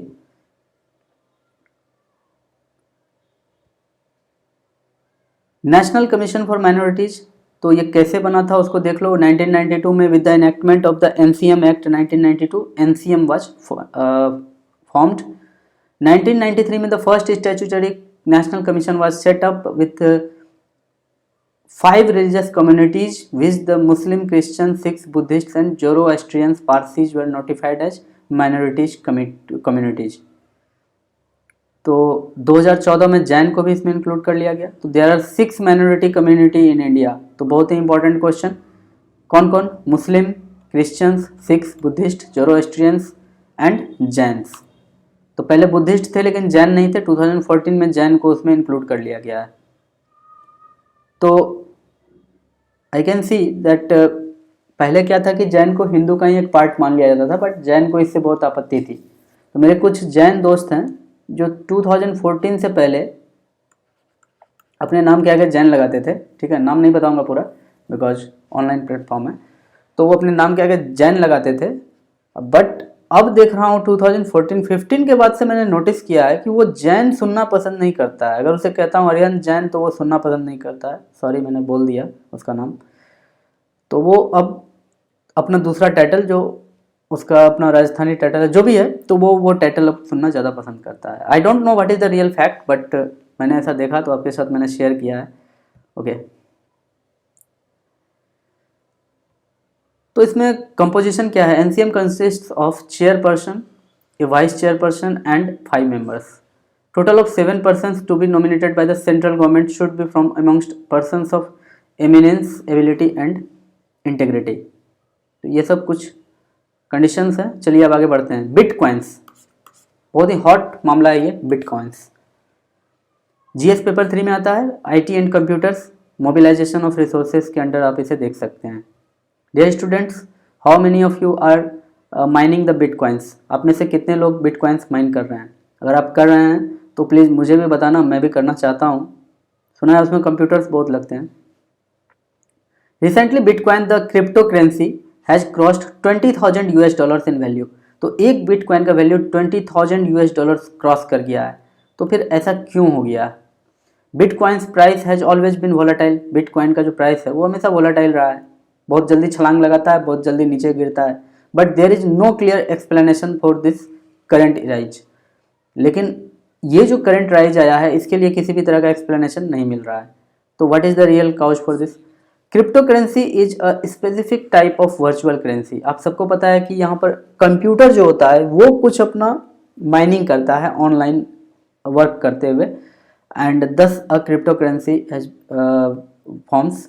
इसमें क्या होता है कि कंप्यूटर में ढेर सारे ग्राफिक कार्ड लगा करके और बहुत ही हाई पावर कंज्यूम करता है वो कंप्यूटर, और इस तरह से कुछ डाटा माइनिंग करता है जो कि क्रिप्टो करेंसी के रूप में फॉर्म होता है, और उसका ऑटोमेटिक अपडेटेड लेजर होता है।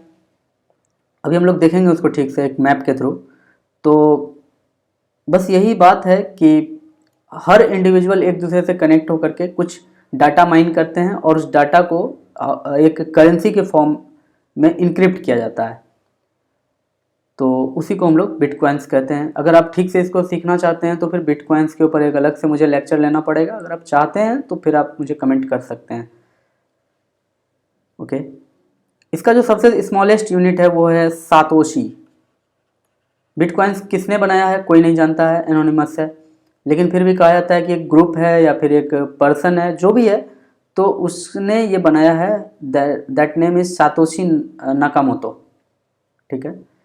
Recently bitcoin the crypto currency. Okay, कुछ क्रिप्टो करेंसी का एग्जांपल है बिटकॉइन के अलावा इथेरियम, रिप्पल। इसके अलावा फेसबुक ने भी कुछ लाया था, लिब्रा करके, एक बिटकॉइन के जैसा क्रिप्टो करेंसी, बट वो कितना चला पता नहीं। Bitcoin is a type of digital currency that enables instant payments to anyone. Bitcoin was introduced in 2009 में ये इंट्रोड्यूस किया गया था। Bitcoin is based on an open source protocol and is not issued by any central authority. जैसे कि US dollar America issue करता है, रुपी Indian government issue करता है, उस तरह का कोई भी सेंट्रल अथॉरिटी बिटकॉइन को इशू नहीं करता है। आई होप आप सब समझ रहे होंगे। ये एक इंडिपेंडेंट तरीके से काम करता है और इसका अपना एक माइनिंग प्रोसेस बना हुआ है और इसी के अकॉर्डिंग इसको माइन किया जाता है। कोई भी इंडिविजुअल जब इसको माइन करता है, सपोज कि आप जिस दिन ये बिटकॉइन के सर्वर से जुड़ते हैं, सपोज उस समय बिटकॉइन के सर्वर में टोटल 1 करोड़ बिटकॉइन है, सपोज करने के लिए मैं कह रहा हूँ, टोटल 1 करोड़ बिटकॉइन है। आप उस दिन उसके सर्वर से जुड़ते हैं और एक ही रात में सपोज आपने 1 लाख बिटकॉइन बना लिया आपके कंप्यूटर बहुत फास्ट थे और वो सॉफ्टवेयर को आपने अपने कंप्यूटर में डाला, कंप्यूटर ने उस सॉफ्टवेयर के अकॉर्डिंग कुछ डाटा को इनक्रिप्ट करना शुरू किया और वो जो इनक्रिप्टेड डाटा होता है वही करेंसी होता है, उसी को इतना वैल्यू दिया जाता है। तो वो जो इनक्रिप्ट किया डाटा, तो सपोज वो 1 लाख बिटकॉइन का वैल्यू का आपने एक ही रात में कर लिया, तो फिर टोटल कितने हो गए? 1 करोड़ 1 लाख बिटकॉइंस। तो याद रखना ये 1 करोड़ 1 लाख बिटकॉइंस हर किसी के लेजर में दिखना शुरू हो जाएगा। आप जो भी कर रहे हैं वो सबको दिखना शुरू हो जाता है। और आप अगर उतना कर लिया है, आपने अगर उतना कर लिया है, तो फिर होगा क्या कि जो एक बिटकॉइन का जितना वैल्यू है उतना वैल्यू आपका बढ़ते चले जाएगा। यानी कि अगर एक बिटकॉइन का $20,000 दाम है तो उस हिसाब से आपके पास 1 लाख बिटकॉइन का दाम आ जाएगा और वो 1 लाख बिटकॉइन 1 करोड़ में जाकर के ऐड हो जाएगा। तो थोड़ा सा डिफरेंस तो आएगा, जैसे कि बिटकॉइन पहले 1 करोड़ था, उसके यूजर्स और डिमांड थे जितने भी थे जो भी थे, तो आपने उसमें कुछ एडअप किया तो जाहिर सी बात है बिटकॉइन बढ़ गया तो डिमांड थोड़ा कम होगा उसका, क्योंकि बढ़ गया है बिटकॉइन। ठीक है, क्योंकि बिटकॉइन सिर्फ लोग जनरेट ही नहीं करते हैं, बल्कि बिटकॉइन किसी को ट्रांसफ़र करके लोन लिया जाता है, बिटकॉइन ट्रांसफ़र करके गाड़ी खरीदते हैं लोग, लैंड प्रॉपर्टी सब कुछ खरीदते हैं। तो अगर आप माइन कर रहे हैं तो मार्केट में आपने ढेर सारा बिटकॉइन डाला तो बिटकॉइन का जो है कि वैल्यू थोड़ा कम हुआ, तो हो सकता है वो 20,000 से घट करके 19,000 हो जाए। तो ये बात फिर देखो, ये इतना स्पीड एक ऑटोमेटिक ये रूट की तरह, चैनल की तरह काम करता है कि हर किसी को सब कुछ पता भी चल जाएगा कि अच्छा मेरा इतना हुआ, मेरा इतना हुआ, मेरा इतना हुआ। और आपके जैसे अगर 1000 लोग एक ही इंस्टेंट पे अगर बिटकॉइंस इतने बना रहे हैं तो वो उसी इंस्टेंट पे सबका बहुत ही अच्छे से सबका लेजर अपडेट होते चले जाता है। This is the crux of crypto currency. ठीक है, आपको थोड़ा बहुत जनरल साइंस के फॉर्म में अगर समझाने की बात करूं तो यहीं तक मैं अभी आपको समझा सकता हूं। इसके ऊपर समझने के लिए फिर एक सेपरेट लेक्चर चाहिए जो कि बहुत बड़ा लेक्चर हो जाएगा, बट हम लोग अभी इस बारे में बात नहीं कर सकते हैं।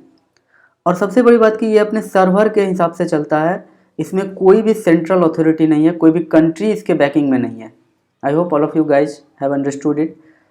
चलो देखो अब आगे। The origin of bitcoin is unclear, ये सब सारी बातें मैंने कर दी है। सातोशी नाकामोतो, ये सारी बातें हो चुकी हैं। ठीक है, तो कहा जाता है कि 2008 का फिनेंशियल क्राइसिस के बाद इस अकाउंटिंग सिस्टम को कंसेप्चुअलाइज किया गया था। अब क्या हुआ था, क्या किया गया था, वो हम लोगों का पॉइंट ऑफ कंसर्न नहीं है।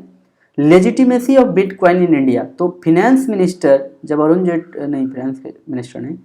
जेटली नहीं थे, 2018-19 के बजट स्पीच में finance minister announced that government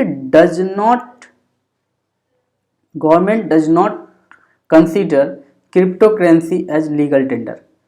तो गवर्नमेंट क्रिप्टो करेंसी को लीगल टेंडर के रूप में नहीं मानती है। दैट मीन्स अगर आपने किसी के साथ एक एग्रीमेंट साइन किया कि मैं तुम्हें आज 50 बिटकॉइन देता हूँ, इसके बदले मुझे ये रूम 10 साल के लिए दो, बदले में मैं तुम्हें महीने का इतना रेंट दूंगा। दूसरा पार्टी भी इस पर साइन कर रहा है कि हाँ मैंने 50 बिटकॉइन लिया है, अब ये 10 साल के लिए ये रूम फलाने का है। तो बाद में अगर वो अपना रूम से इसको भगाने लगे और जिसने वो बिटकॉइन देकर वो रूम लिया है अगर वो गवर्नमेंट के पास जाए तो गवर्नमेंट के पास ये जाकर कह सकता है कि देखिए एग्रीमेंट में साइन है, बिटकॉइन के बारे में जिक्र है। तो गवर्नमेंट फिर बोलेगी कि देखो बाबू, बिटकॉइन कोई लीगल टेंडर नहीं है, मैंने पहले ही नोटिफिकेशन निकाल दिया है, आपने दिया उसने लिया, अब आप दोनों समझो। अगर हमारा रुपया देकर आप लेते तो फिर मैं वहाँ बीच में पड़ता, लेकिन हमारा रुपया आपने नहीं लिया है, इसलिए ये लीगल टेंडर नहीं है, मैं नहीं आऊँगा बीच में। ठीक है, तो इस तरह की बातें आपको समझ में आनी चाहिए। इन अप्रैल 2018 reserve Bank of India notified that entities regulated by it should not deal with virtual currencies to provide services for facilitating any person or entity in dealing or settling virtual currencies। तो Reserve Bank of India ने भी अपना warning दे दिया था, but Supreme Court struck down the ban on trading on virtual currencies in India. Supreme Court the guardian of Indian constitution, उसने उस ban को स्ट्रक डाउन कर दिया। ठीक है, आरबीआई ने जो बैन लगाया था उसे स्ट्रक डाउन कर दिया। सुप्रीम कोर्ट का ये लॉजिक है कि crypto currencies are in the nature of commodities and hence they can not be banned. किसी भी कमोडिटी को आप बैन नहीं कर सकते हैं, और क्रिप्टो करेंसी जो है वो कमोडिटी नेचर का है, इसलिए आप उसे बैन कर ही नहीं सकते हैं। अगर पब्लिक उसे यूज करना चाहती है, पब्लिक का डिमांड है, तो उसको ये फ्रीडम है कि वो यूज कर सके, तो आप इसे बैन नहीं कर सकते हैं। तो आरबीआई ने इस तरह का कोशिश किया था।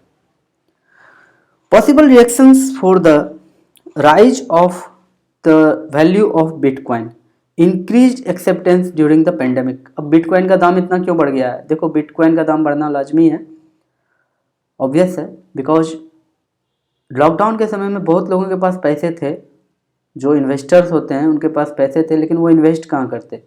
तो बिटकॉइन भी एक ऑप्शन उन्हें दिख रहा था कि गोल्ड में करूं कि लैंड में करूं, तो बिटकॉइन भी एक ऑप्शन था, तो वो बिटकॉइन भी लेने गए होंगे। पूरे वर्ल्ड के लोग जब बिटकॉइन लेने जाएंगे तो ये एक इंटरनेशनल क्रिप्टो करेंसी है, दैट्स वाई उसका डिमांड बढ़ जाएगा। डिमांड बढ़ता है तो कॉस्ट बढ़ता है, ये एक पॉसिबल रीजन हो सकता है। और हुआ था ये भी कि कुछ ग्लोबल लेजिटिमेसी मिला था large players like platform firms, payment firms, PayPal, Indian service lender like state bank of India, ICICI bank, HDFC bank and yes bank. ये कुछ बैंक्स हैं जिसने इस बिटकॉइन को लीगल टेंडर लेजिटिमेसी माना था, इसको लेजिटिमेसी दिया था कि हाँ ठीक है, हम इसे मानते हैं। तो फिर इसका डिमांड बढ़ना अपने आप में ऑब्वियस है। Some pension funds and insurance funds are investing in bitcoins, तो इस कारण से भी ये वैल्यू अपना गेन कर रहा है। हाउ इट वर्क्स, तो इसको आप अच्छे से देख लेना। मैंने अभी समझाया था आपको कि जब कोई P2P नेटवर्क पे काम करता है तो फिर networks of nodes validate the transaction and the user status using advanced algorithm. तो अगर आप किसी को पेमेंट करते हैं, ट्रांजैक्शन करते हैं, तो पूरा एल्गोरिदम वहाँ पर एक साथ काम करता है। ये इतना फास्ट सर्वर से जुड़ा हुआ है, जस्ट लाइक फेसबुक से भी आप अच्छा सर्वर इसका मान सकते हैं। This is all about cryptocurrency. Now the next topic is from biodiversity and environment, E20 fuel, ठीक है, E20 fuel। तो GS पेपर 3 में आता है, government policies and interventions, environmental pollutions and डिग्रेडेशंस। तो इन दोनों टॉपिक के अंदर हम लोग इसको पढ़ते हैं। Recently the Indian government has invited public comments for introducing and adoption of E20 fuel to promote green fuel like ethanol, ठीक है। तो गवर्नमेंट ने पब्लिक कमेंट्स मांगा है कि गवर्नमेंट चाहती है कि E20 फ्यूल लाया जाए, अब promote green fuel like ethanol, ethanol की तरह एक ग्रीन फ्यूल लाया जाए। तो E20 is a blend of 20% of ethanol with gasoline. तो E20 एक ऐसा फ्यूल होगा जहाँ पर कि 20% इथेनॉल को मिलाया जाएगा गैसोलीन में। The current permissible level of blending is 10% of ethanol, though India reached only 5.6 of blending in 2019। तो 2019 तक हम लोग सिर्फ 5% ब्लेंडिंग तक पहुंच पाए हैं, बिकॉज ब्लेंडिंग इतना आसान नहीं होता है। एक तो ब्लेंडिंग में अच्छा खासा टेक्नोलॉजी यूज होता है, और दूसरी बात ये कि ब्लेंडेड पेट्रोल या ब्लेंडेड डीजल से चलने वाली गाड़ियों के इंजन को भी चेंज करना होता है। जो BS4 इंजन है, वो BS4 इंजन BS6 इंजन के साथ उतने भी अच्छे से कंपेटेबल होकर नहीं चलेंगे जितना BS6 चलेंगे, ठीक है। 2020 के बाद BS6 फ्यूल आएगा, तो फिर वो BS4 इंजन को थोड़ा प्रॉब्लम इसमें होगा, ठीक है। तो ये एक बहुत ही टफ टास्क होता है, पूरा सिस्टम ही चेंज करना पड़ता है। तो E20 फ्यूल का आना बहुत अच्छा है, इसमें बहुत सारा हम लोगों को बेनिफिट है कि एमिशन रिड्यूस हो जाएगा, कार्बन डाइऑक्साइड का, हाइड्रोकार्बन का, जो भी धुआं इतना काला काला निकलता है वो सब कम निकलने लगेगा। और जो हम लोग इंपोर्ट करते हैं ऑयल को, बार बार दाम बढ़ जाता है, तो हमारे देश में एकदम हल्ला मचता है कि पेट्रोल इतना हो गया, डीजल इतना हो गया, तो लोगों को परेशानी कम हो जाएगी। तो ये सब चीज़ें हैं, लेकिन साथ साथ पूरा सिस्टम को चेंज करना इतना आसान नहीं है। कंपैटिबिलिटी ऑफ व्हीकल्स बहुत मैटर करता है, पूरा व्हीकल का सिस्टम ही चेंज करना पड़ेगा। तो उसमें भी मैन्युफैक्चरिंग सोच लो, उतने व्हीकल्स का फिर से करना होगा बहुत ही रैपिड रेट से। तो ये भी अपने आप में बहुत टफ वर्क होगा, बिकॉज एक तरफ तो आप गाड़ी से निकलने वाले स्मोक को कम कर रहे हैं, बट वो व्हीकल्स जो फिर से बनेंगे उतने सारे, क्योंकि पूरा व्हीकल रिप्लेस होगा, तो उतने सारे व्हीकल्स बनने में फिर कितना पॉल्यूशन होगा, तो ये भी देखने की बात है। Green fuel also known as biofuel is a type of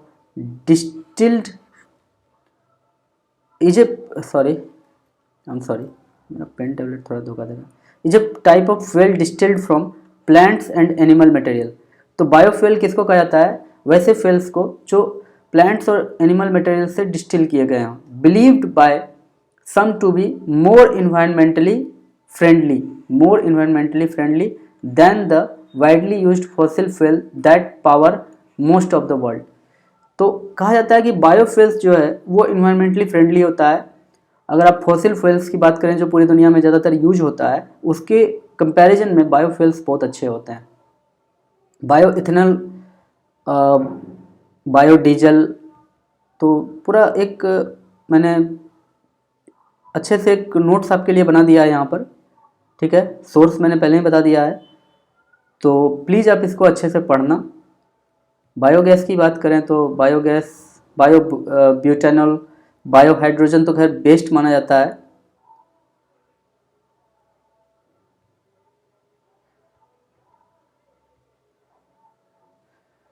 initiatives to promote biofuels, तो बायोफ्यूल्स को प्रमोट करने के बहुत सारे इनिशिएटिव्स भी लिए गए थे।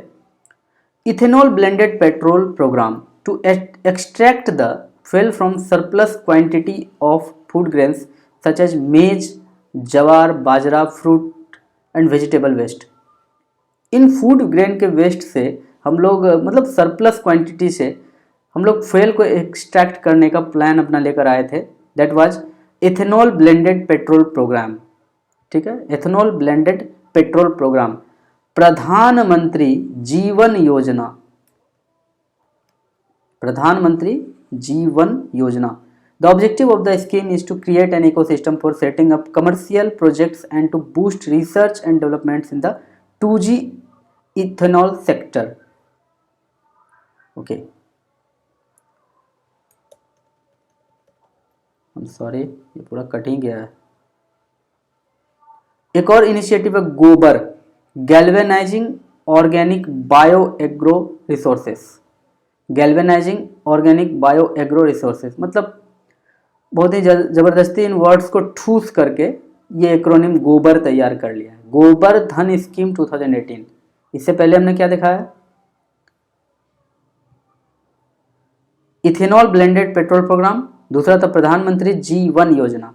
तो इसमें क्या करना था? प्रधानमंत्री जीवन योजना में create an ecosystem for setting up commercial projects and to boost research and development in the 2G ethanol sector, second generation ethanol sector, Pradhan Mantri Jivan योजना 2019। और ये जो गोबर है ये 2018 का था। Focuses on managing and converting cattle dung and solid waste, ठीक है, sorry, converting cattle dung and solid waste in farms to useful compost biogas and bio CNG। तो गांव में इसे गोबर गैस भी कहा जाता है, ठीक है। और ये जो गोबर धन स्कीम है इसे स्वच्छ भारत मिशन ग्रामीण के अंतर्गत माना जाता है, ऑपरेट किया जाता है। Okay. Repurpose used cooking oil रुको, रीपर्पज यूज्ड कुकिंग ऑयल रुको। It was launched by the Food Safety and Standards Authority of India (FSSAI) and aims for an ecosystem that will enable the collection and conservation of used cooking oil to biodiesel। जो used cooking oil होते हैं अगर उसे घर घर collect कर लिया जाए कुछ दाम देकर गवर्नमेंट के द्वारा तो उससे बायोडीजल तैयार हो सकता है। नेशनल पॉलिसी ऑन बायोफ्यूल्स 2018 है, इसको आप अच्छे से देखेंगे कि the policy categorize biofuels as basic biofuels to enable extension of appropriate financial and physical incentives under 3 categories. तो 3 कैटेगरी के अंदर बेसिक बायोफ्यूल्स को कैटेगराइज किया गया है और वहाँ पर उसे 3 कैटेगरी को एप्रोप्रिएट फाइनेंशियल और फिजिकल इंसेंटिव्स दिया जाएगा।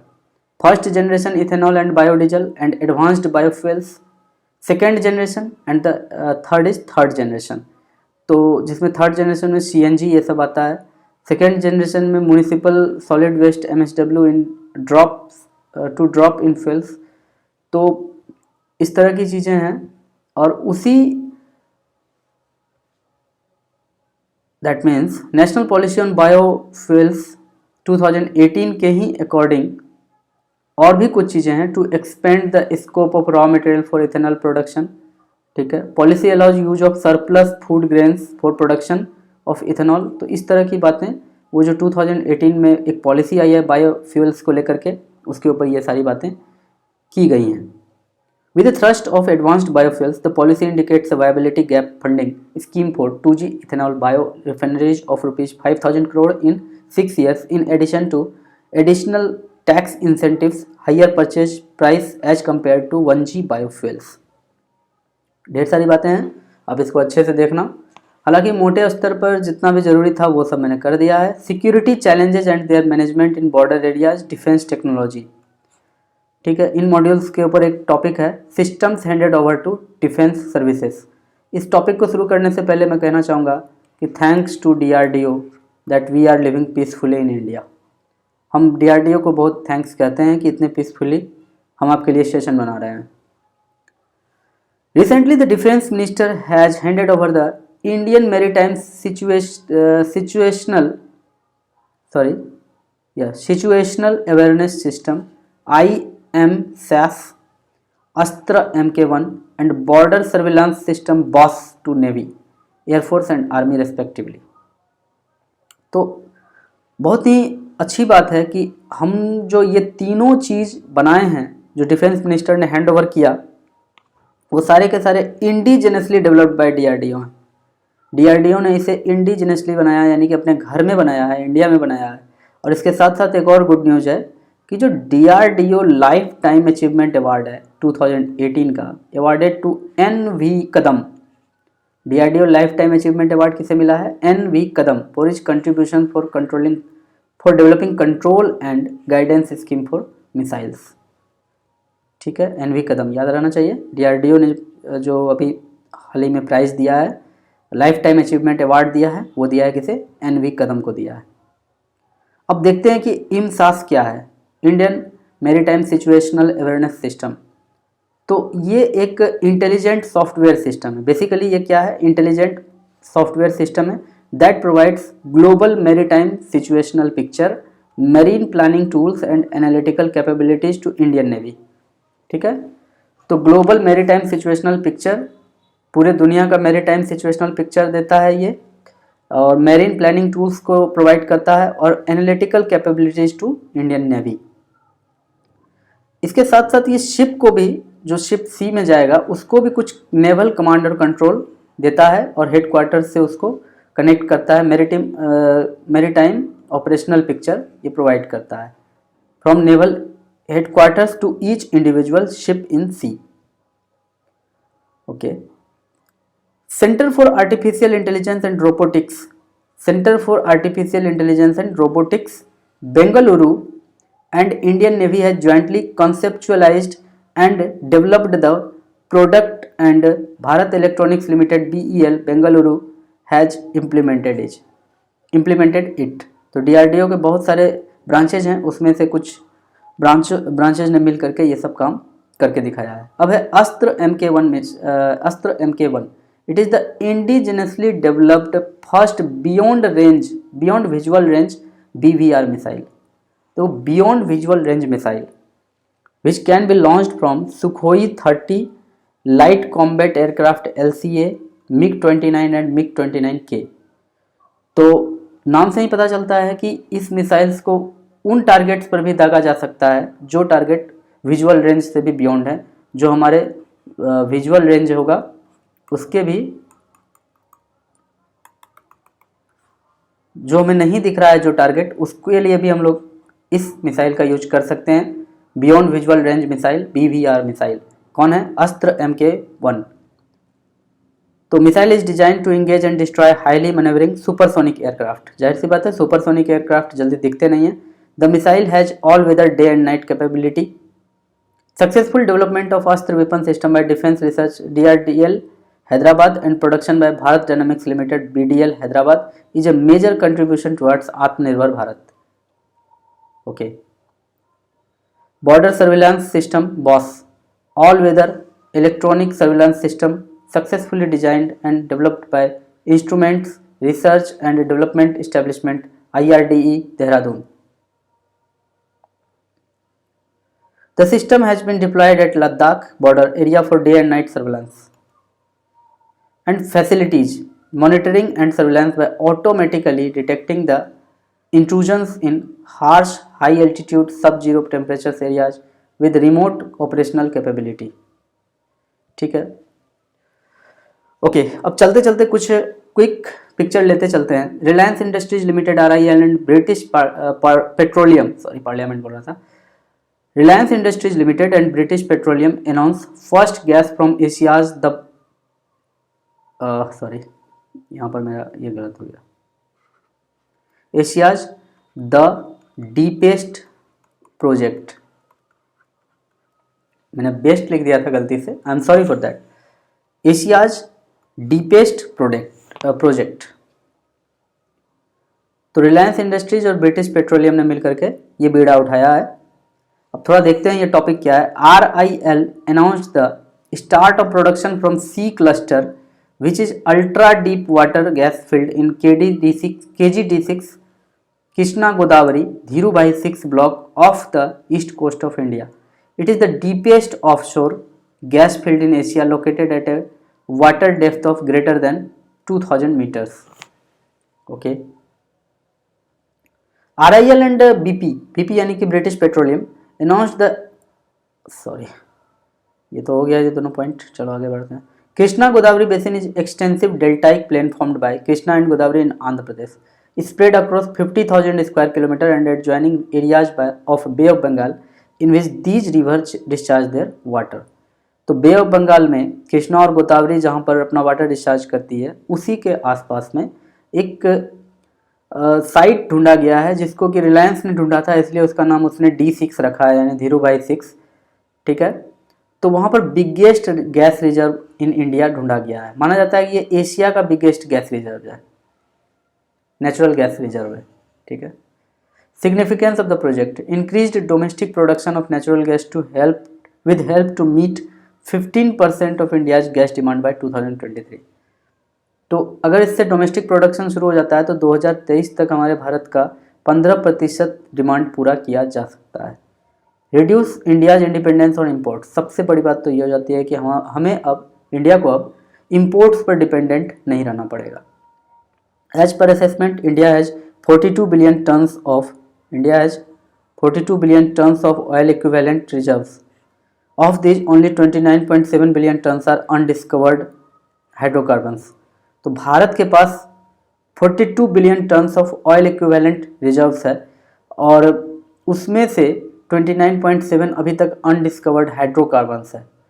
सोचो कि अगर वो मिल जाता है हमें तो कितना मजा आएगा। चलो देखो बेसिन देख लो, ये है कृष्णा गोदावरी बेसिन और यहीं पर वो पॉइंट यानी कि धीरूभाई D6 ढूंढा गया है और वहाँ पर अब माइनिंग का काम कौन करेंगे, तो रिलायंस इंडस्ट्रीज लिमिटेड और दूसरा है ब्रिटिश पेट्रोलियम, ये दोनों मिल करके अब वहाँ माइनिंग करेंगे।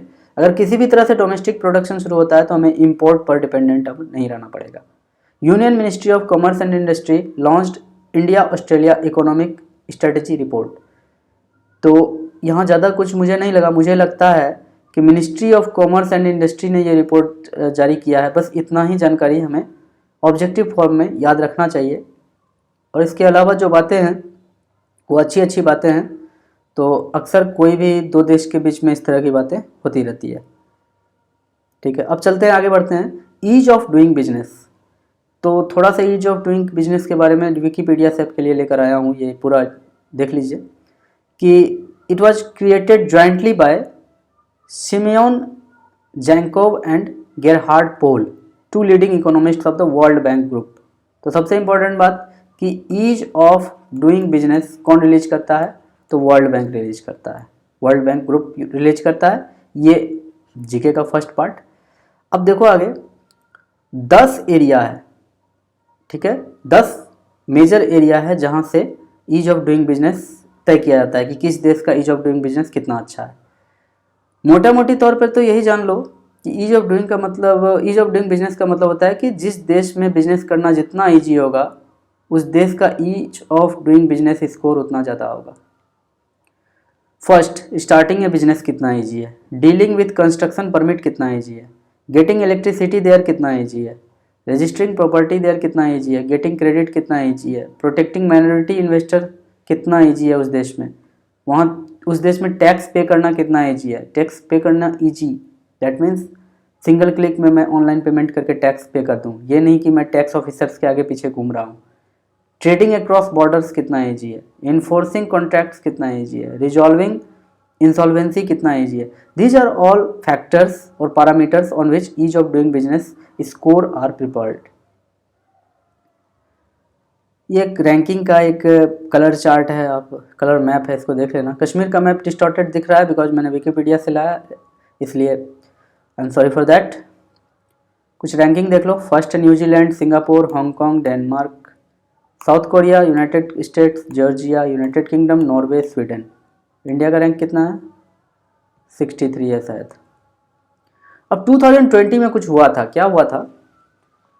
Several major newspapers including the Financial Times, The Economist, The Wall Street Journal reported that the data of China, Azerbaijan, United Arab Emirates, Saudi Arabia, among others, were suspected to be inappropriately altered in the 2020 Ease of Doing Business publication. ऐसा इन newspapers का दावा था कि ये जो China, Azerbaijan, UAE और Saudi Arabia है, इन countries के स्कोर्स में कुछ इनएप्रोप्रिएट अल्टरेशन हुआ था, कुछ घोटाला या धांधली हुई थी, ऐसा उनका दावा था। In light of the data irregularities found in the both in the 2018 and 2020 reports, the World Bank announced on 27 August 2020 that it would pause the doing business publication while it conducts a review of data changes for the last 5 reports and internal audit of data integrity. तो world bank का कहना ये रहा अब कि हम अब कुछ नहीं जानते हैं, हम फिर से अपना ऑडिट करेंगे, इंटरनल ऑडिट करेंगे सारे डाटा का, और ये देखेंगे कि क्या इरेगुलेटरी है, ठीक है, और कुछ दिनों के लिए भी पब्लिकेशन रुका हुआ रहेगा। ऐसा वर्ल्ड बैंक ने अपना एक नोटिस इशू किया था। तो कुछ ही दिनों पहले, अभी 2-3 दिन पहले, world bank has corrected the 2018 and 2020 report. तो वर्ल्ड बैंक ने अपना 2018 और 2020 की रिपोर्ट को एडिट किया है। तो इसने कुछ रैंक्स को चेंज किया है, China, Saudi Arabia, United Arab Emirates and Azerbaijan के रैंकिंग को चेंज किया है। और इंडिया का रैंकिंग जो 63rd इन 2020 था, वो जो पब्लिश किया था उसने, वो पब्लिशन आज भी वैसा का वैसे है। इसमें हम लोगों को बहुत चिंता की बात नहीं है, हमने बहुत इम्प्रूव किया था, हम लोग 100 के उस पार थे, 63 तक आए हैं। ये बात और है कि ये जो ईज ऑफ डूइंग बिजनेस का स्कोर है, ये देश के कुछ ही शहरों के आधार पर तय होता है। लेकिन खैर जो भी हो, we are quite at a better situation now. So with this note I conclude the session. I hope you enjoyed the session और आपको अच्छा नॉलेज भी मिल रहा है। मैं कोशिश करूंगा अपने सेशन को और अच्छा बनाने का, आपके लिए और अच्छी चीज़ों को लाने का और बहुत ही मज़ेदार तरीके से पढ़ाने का। धीरे धीरे सब कुछ हो जाएगा, बस आपका साथ चाहिए। टिल देन पढ़ते रहिए, बढ़ते रहिए। Thank you very much, good bye.